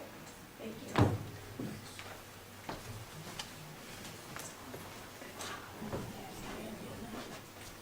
I'm not in the code. We don't really know this way. So I concur with everything that they have said. But I will also add, I've only been here 2 years. I have a road running down beside my house. I have all this junk going up by my house, such as the other gentleman does. I have a sick husband, stage 4 cancer. We moved here for peace and quiet. Guess what I'm getting? 24/7, 365. Now, to address some of this, they also carry 9mm. So if I take my dog out after dark and I hear a click, click, click, what am I hearing? Am I hearing a gun that's gonna shoot me? Am I hearing what? I can't address them any more than they can because they're in your face. I'm a full-grown adult. I can't hit a 15-year-old, and God knows I'd have to clean his butt. But, you know, he's just out of control. If we put a noise ordinance on and a curfew perhaps. Oh. But how do we patrol that area? How do we patrol that area? It's down in the valley. And they've got horses down here. He's abusive. So what do you do? That's what I can say. It's wrong.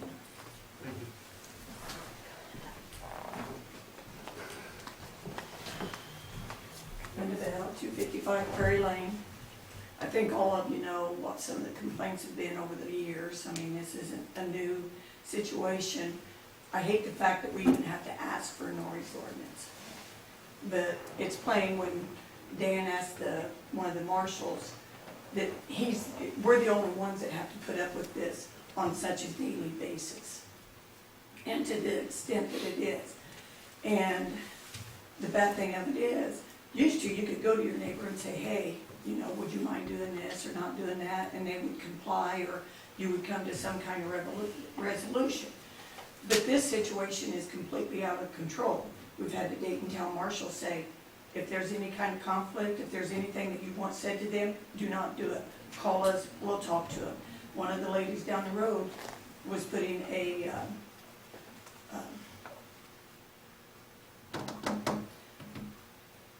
can't think of the term, where she couldn't be around her restriction. And when she went, yes. No contact. Yes. And the judge told us, all of us that was there, do not address these people. Always call a county sheriff or your town marshal. So that's been taken out of our hands because of their behavior or lack of control of their behavior and having just common courtesy for their neighbors. And, you know, I hate, like I said, I hate that we even have to ask for some kind of noise ordinance, but I got a feeling that it's the only way that they're gonna get some peace. Now, I'm unclear for sure which parts of that property was de-annexed. I believe it's the north end behind the Bush properties. Am I correct? Those 3 lots, because there were 6 of them. I thought it was kind of in the middle, wasn't it? Because there was 6 lots, and I think that Steve had sold them the southern 3, but I could be wrong, because they have still been shooting.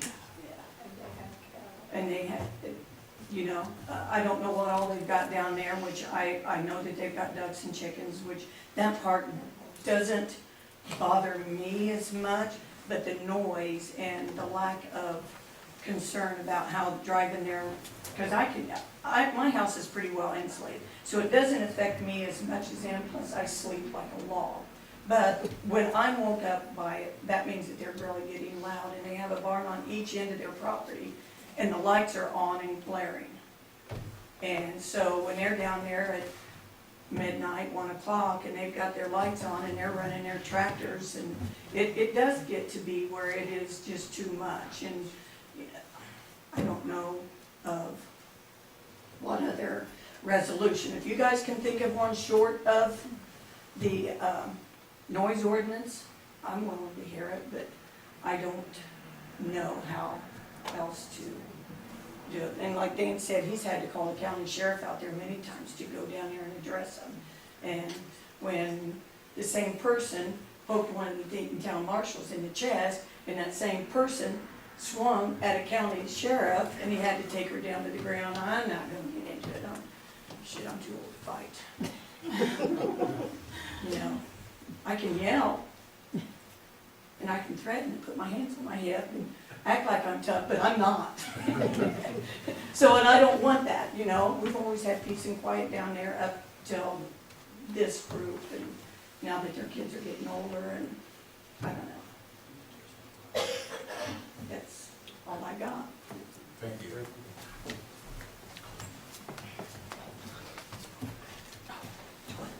Brenda Robertson, I live on 226 Prairie Lane. I don't have the problem right now what these people on the other side of the street have. I do hear the noise. I usually hear it during the day when I'm outside. But what I think is, I addressed this a long time ago. I've been here 48 years. And I addressed this a long time ago that we need a noise ordinance. Because I've had people that lived around me with stereos going from 10 o'clock in the morning until 3 o'clock in the next morning. And been told, you know, there's no noise ordinance, so there's nothing you can do. We've got neighbors that are getting ready to leave. I know of 3 families, not because of this, but they're just leaving. And they're older people, and it's been nice because it's been more quiet down there. But we're going to probably have young families coming in. And so possibly teenagers. And the system, it used to be you take your radio outside and it didn't bother the neighbors. Well, now we have huge boom boxes. And I could hear my neighbor last year with it all across from my house, clear over to the ball diamond. And it went on all day. And I just finally left because my windows were rattling. So, and the neighbors next to him left for the day. We were laughing about it. But it didn't go on every weekend, but I do think we do need a noise ordinance. The town is getting bigger, and I think we need something. And it wouldn't be a bad idea to have a curfew. I think it would also protect your children, because my kids were always in by 9 o'clock in the summer. They go over and play at the ball diamond, play basketball, and I just say, 9 o'clock, nothing good goes on after 9 o'clock. If you want to bring your friends home, or if you want to go to their house, and I know their parents are home, that's okay. But that's all I've got to say, but I agree with them. I think just in general, for the town of Dayton, I think we do need a noise ordinance. Thank you.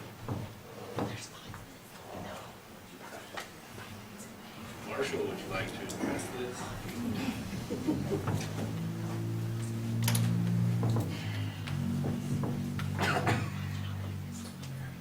To put some things in perspective, they mentioned the amount of times that they've called the police or the sheriff's department. And I knew you all were on the agenda tonight, so I did go back and do some research so I have some finite facts as to how many times we've been called and dealt with them. To address some of the things about the intimidating behavior that's been on with them, I can assure you that when they poked officers in the chest and done other things, that person was dealt with and went to jail. So the appropriate action was taken during that incident. And we're talking about incidents that have happened over the span of about at least 5 years that I know about. So take that into perspective also. This is not 12 calls that have come in last week, okay?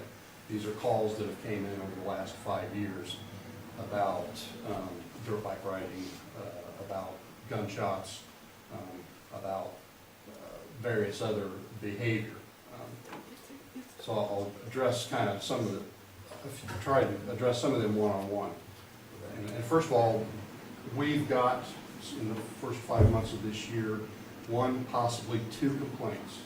That includes the sheriff's department, about the people that they're all referring to, their neighbors down there. So I think you need to take that into perspective also. One of those, we talked to one of my deputy officers and didn't talk to me personally. So I'm sure that there's more problems going on down there than what they're reporting. But the very important thing is they got to let me know if there's a problem. I can't address a problem that I don't know nothing about. And I have addressed, and the police department has addressed, every problem that they've brought to our attention. The motorcycle riding up and down between the houses, you got to realize that's a driveway, okay? And that's where the boy and all the other members of the family drives their vehicles from Prairie Lane down to the valley down there, so to speak. So, there was a concern about the boy riding his bike. That was addressed with his parents, and it appeared that the problem, for the most part, was taken over.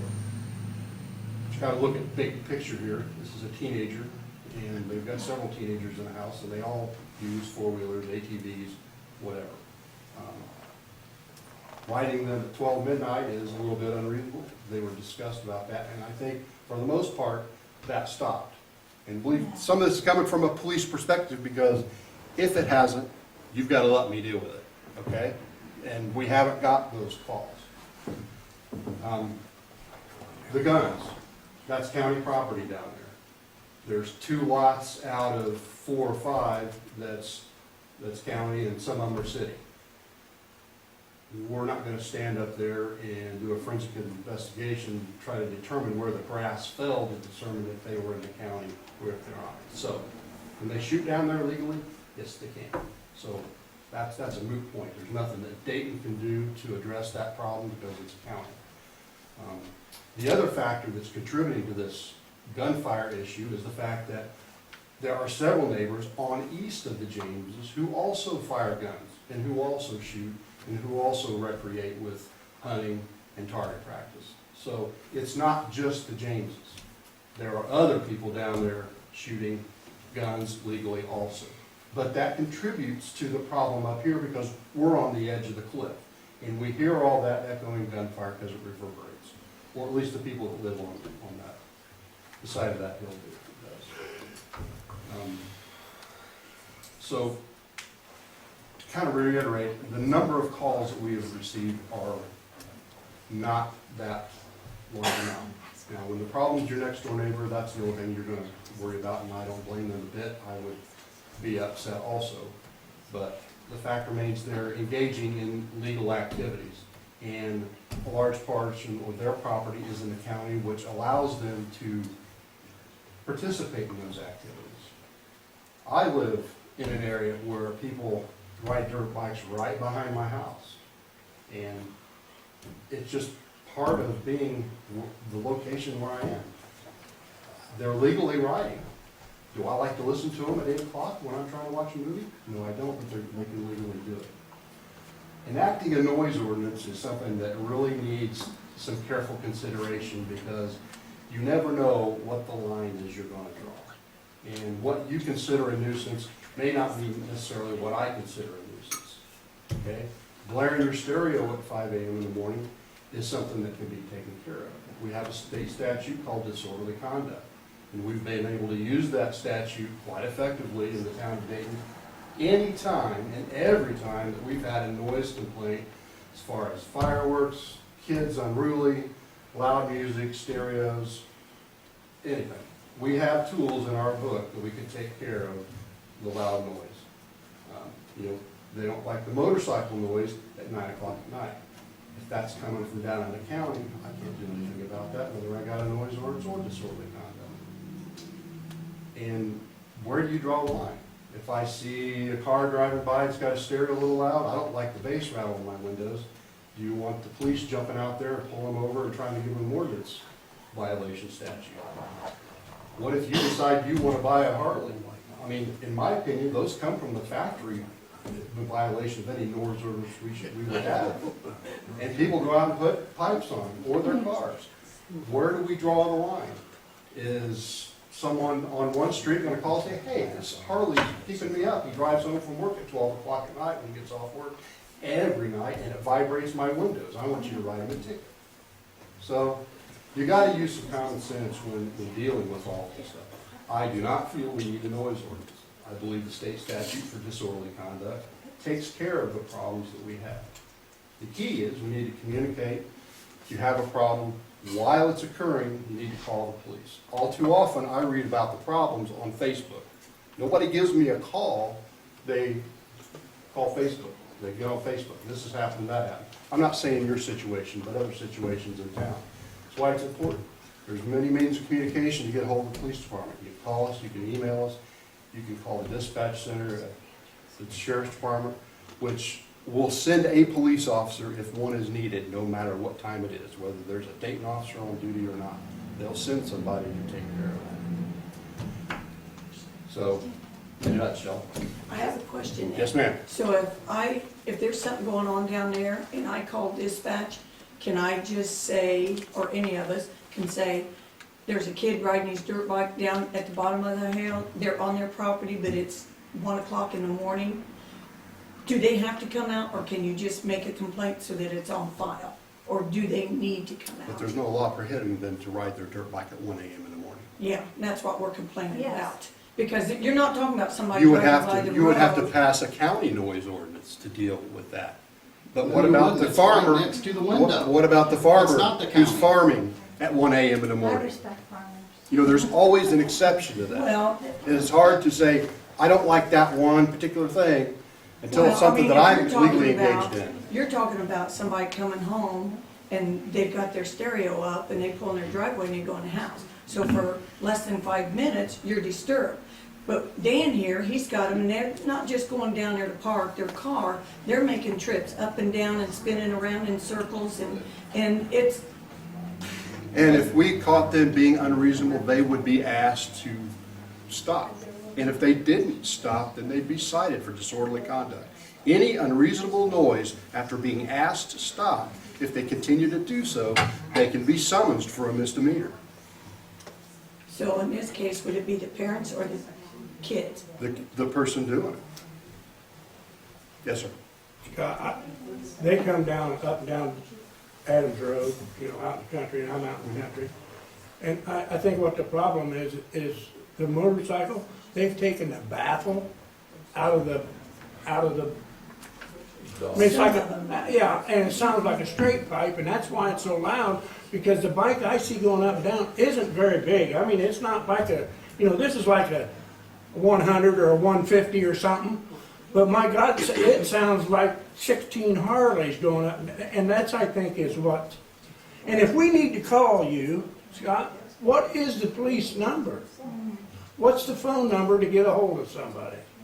What's your problem? No, but when I have a problem, Okay, you're gonna call the sheriff's department. Where you Call live, yeah. where you live, you gotta call the sheriff's department. 911. If it's an emergency, yes. They've got a non-emergency dispatch number. Yeah. So that's who we called, 911. Yes. But if I'm If in it's an town and I see emergency, something not for a going- loud muffler. That's Yeah. not an emergency. No, I know that. No. But what I'm asking is, if I'm in town and I see something, see an accident, or seen like what we happened 2 years ago when a guy had Call stole the that sheriff, we pic- call the sheriff's I department called the dispatch. sheriff, but That's if an I'm in emergency. town and I wanna get a And hold they of will you. call me. So, is your number in the phone book? My number's in the phone book, it's in my Facebook page, it's in our email, it's on the town website. It's on the front door. I don't have that number. Yeah, that's what I want, because I'm not on Facebook. 2219 is the non-emergency number. Okay, thank you. But that's, because they've been running up and down this week. Explain to them that 911's for in progress, life-threatening situations. I think they got that. 911 is for, you feel somebody's life's in danger. It's not for loud mufflers or my neighbor's riding his dirt bike. But you can call the same people by using the non-emergency line. And then they will get somebody out as safely as they can. I want to step back up here real quick. I don't agree with the marshal here. He doesn't live where I do. It's, what they're doing is done on purpose. They're wrapping that thing like their hands on the throttle and they've got the clutch in right next to my window. It's not, it's, where they're riding that thing majority of the time was not down there on their pasture. And only part of that's, from what I understand, is in the county. They're doing this in town limits. And I am ready for a noise ordinance. I live here. And I pay my bills.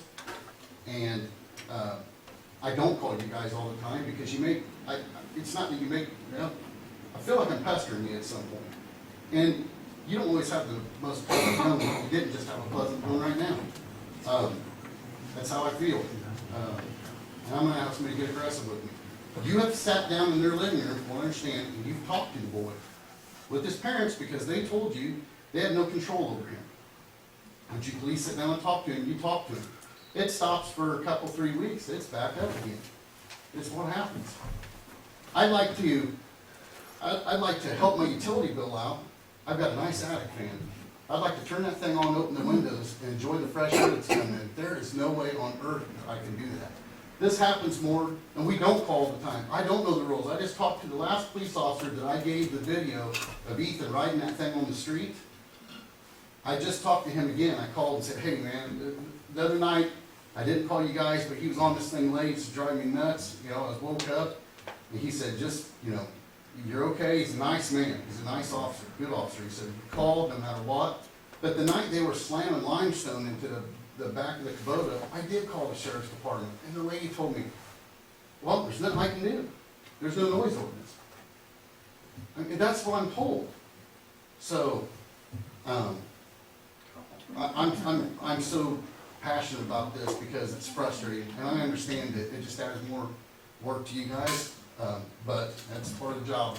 And, Do you realize that I just said we have a noise ordinance? It's called disorderly conduct. Okay. That's what I'm talking about. Okay, why hasn't anything been done about it? Why haven't they went to Every time jail? you've Why haven't called, they been fined? every time you've called, we've been responded and we dealt with the situation. How? They're still doing it. How many times do you have to deal with something when you're dealing with grown adults? But you have to call us when it's I happening. do call you when it's happening. That's my problem, is a lot of times it stops before you get there. Well, I mean, I don't know what to do. Our calls don't reflect that. I'm sorry, it's happening. I know you're, and you told me I'm not ready for a noise ordinance. Well, you're just one person. There's like 5 or 6 of us that stood up. We're ready for it. The town needs it. It's time for it. I do have a question. Last year, you addressed Mr. Bush's overlooked papers to divide county and city property down below. What was the verdict on that? What was city and what was county? You all know, you all passed it. Clarify it, please, so our town marshal will understand, because it's a mess down there. We can call him until hell freezes over. This kid is so good, he's got it down. The time he gets there, it's quiet, or he'll butter your bread just like it was Christmas. It's bad news. But you need to define for me, what is county and what is city down there? There's 6 lots down there. And I know for a fact it's half, because I know Mr. Bush when he was still alive.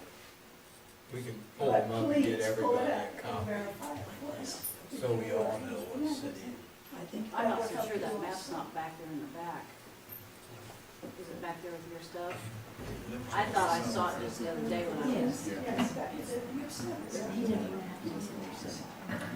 My point was being is that they don't have it fenced off, county and town.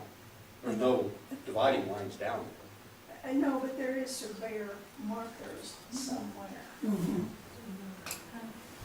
Should be supposed to be the county, but they had to finalize it through the county. They're supposed to be. But I'm trying to find out what's what for my benefit. Because I call you, I call the county and full state, and you're right. You're right, and you're absolutely right, and you made a point I didn't understand. Obstruction, and that's what was the thing that you said. Disorderly conduct? Yes. So if I call you and I say, this little jerk's down here, and you come down here and this guy ran, through here. We're still talking. And you know what he's done? He's done it before. He's broken my fence, he's broken my bird feeders, he's come across my fence, he's torn my land to pieces. I had to come to you on the first, for a week here. He was taking a four-wheeler at my property. That's my right. Unfortunately, that dares me, plays with me, and I can't even go out. Or he'll come up the side of the stairs. Not that I give it to him, but it's obnoxious. Why? What is his point? And again, the clicking. And yes, I'm aware there go two Sharons. I'm ex-military, and I'm a weapons specialist. I do understand. But please clarify for me. You just have to keep calling as much as you can, I all of will. you guys. No problem. I will call you. Now that I understand. Scott can do something about it. But you tell me what's city, what's county. We'll try, we'll find it. Because he needs to know too. Can you make the place, the house of common nuisance, since they're having so many complaints that kind of, something happens? The statute's pretty narrow on maintaining a common nuisance. That's pretty much involved with drugs. Well, Would you guys like me to show her what city and county? You got it. In the meantime, I understand completely Scott's frustration with the situation, and I understand that they don't want to be calling him every 2 seconds, that these people are being obnoxious and rude and inconsiderate and bullies. But I think there is something to having an ordinance on record, and I know how much of a headache it would be to try to enforce it, but just like with the garbage cans, you know, people make it a point to come and get their garbage cans from the street because there's an ordinance. And if we have a noise ordinance that say, I don't know, make it, what, 10 o'clock, midnight, I don't know. Is it possible, could we just look into what other towns do? Could we just get that much to take it under advisement and think about it and look into what other towns do and consider different options? Yeah, I'll be glad Can we to. just do that much and see if there's some solution that wouldn't be an undue burden on the marshal, but would maybe bring a little peace and quiet to Prairie Lane? What you also have to do is create a paper trail. And that is what you need to start most of all, is that paper trail, because ultimately that's gonna be what is used to create whatever the offense that we're You gonna guys need to start diaries. Well, I'm talking about, Start Oh, calling. it goes back to calling. Don't worry about being a problem, just make that phone call to the sheriff's department, always call the sheriff's department, and if they have someone, they will send them out. If not, and they tell you there's nothing they can do about it, tell them that they can enforce the disorderly conduct issue, because that puts them back on, the burden back on them to act on it. Just because, I mean, it may take an hour or so for somebody to come out here, but that happens from time to time. But make the paper trail. You gotta make a paper trail. Okay. I think they're probably willing to do that and appreciate that advice, but can we also in the meantime look into what do other towns do? I know other towns have ordinances, so how are they enforced? I'll get with Scott and we'll talk. 6 calls tonight. Yeah, see what we've got. All right, thank you, Tammy. Just a quick question, because I know we're going forever, but how do you regulate a noise ordinance? Do you have a decibel gun where you say a certain decibel is a cutoff, or how do you make the call of like, this It's a is, judgment call. it's just Most always of based the on? time, there are jurisdictions that probably have decibel meters. Okay. Generally, it's a judgment call. And it's still gotta be happening when you get there. Yeah. Okay. One problem that happens is that because the husband is a fireman, they have a police scanner. And so when they make a call, if somebody called the sheriff's, then they call to have a car sent out, they know what's going on and everything gets shut down. Well, and that's where And the that's- burden's gonna be back on you to make sure you know that, or let that sheriff's department know that they do have a scanner. Because we don't have to voice dispatch police officers anymore. We can drag and drop the units onto the call and it can be so that there's nothing that goes out. So when we make a call, then you wanna say They that understand that you have a Okay, scanner. that's the key that was missing. We can mark that property through with the new scanners. For the premise on that. All right, we're just gonna move on to reports of the council members now.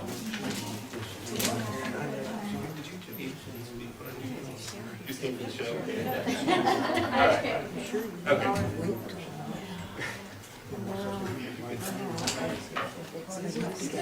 Ron, do you have anything? Ashley? Mike? Is there a motion to adjourn? Second. Okay. All right. Done.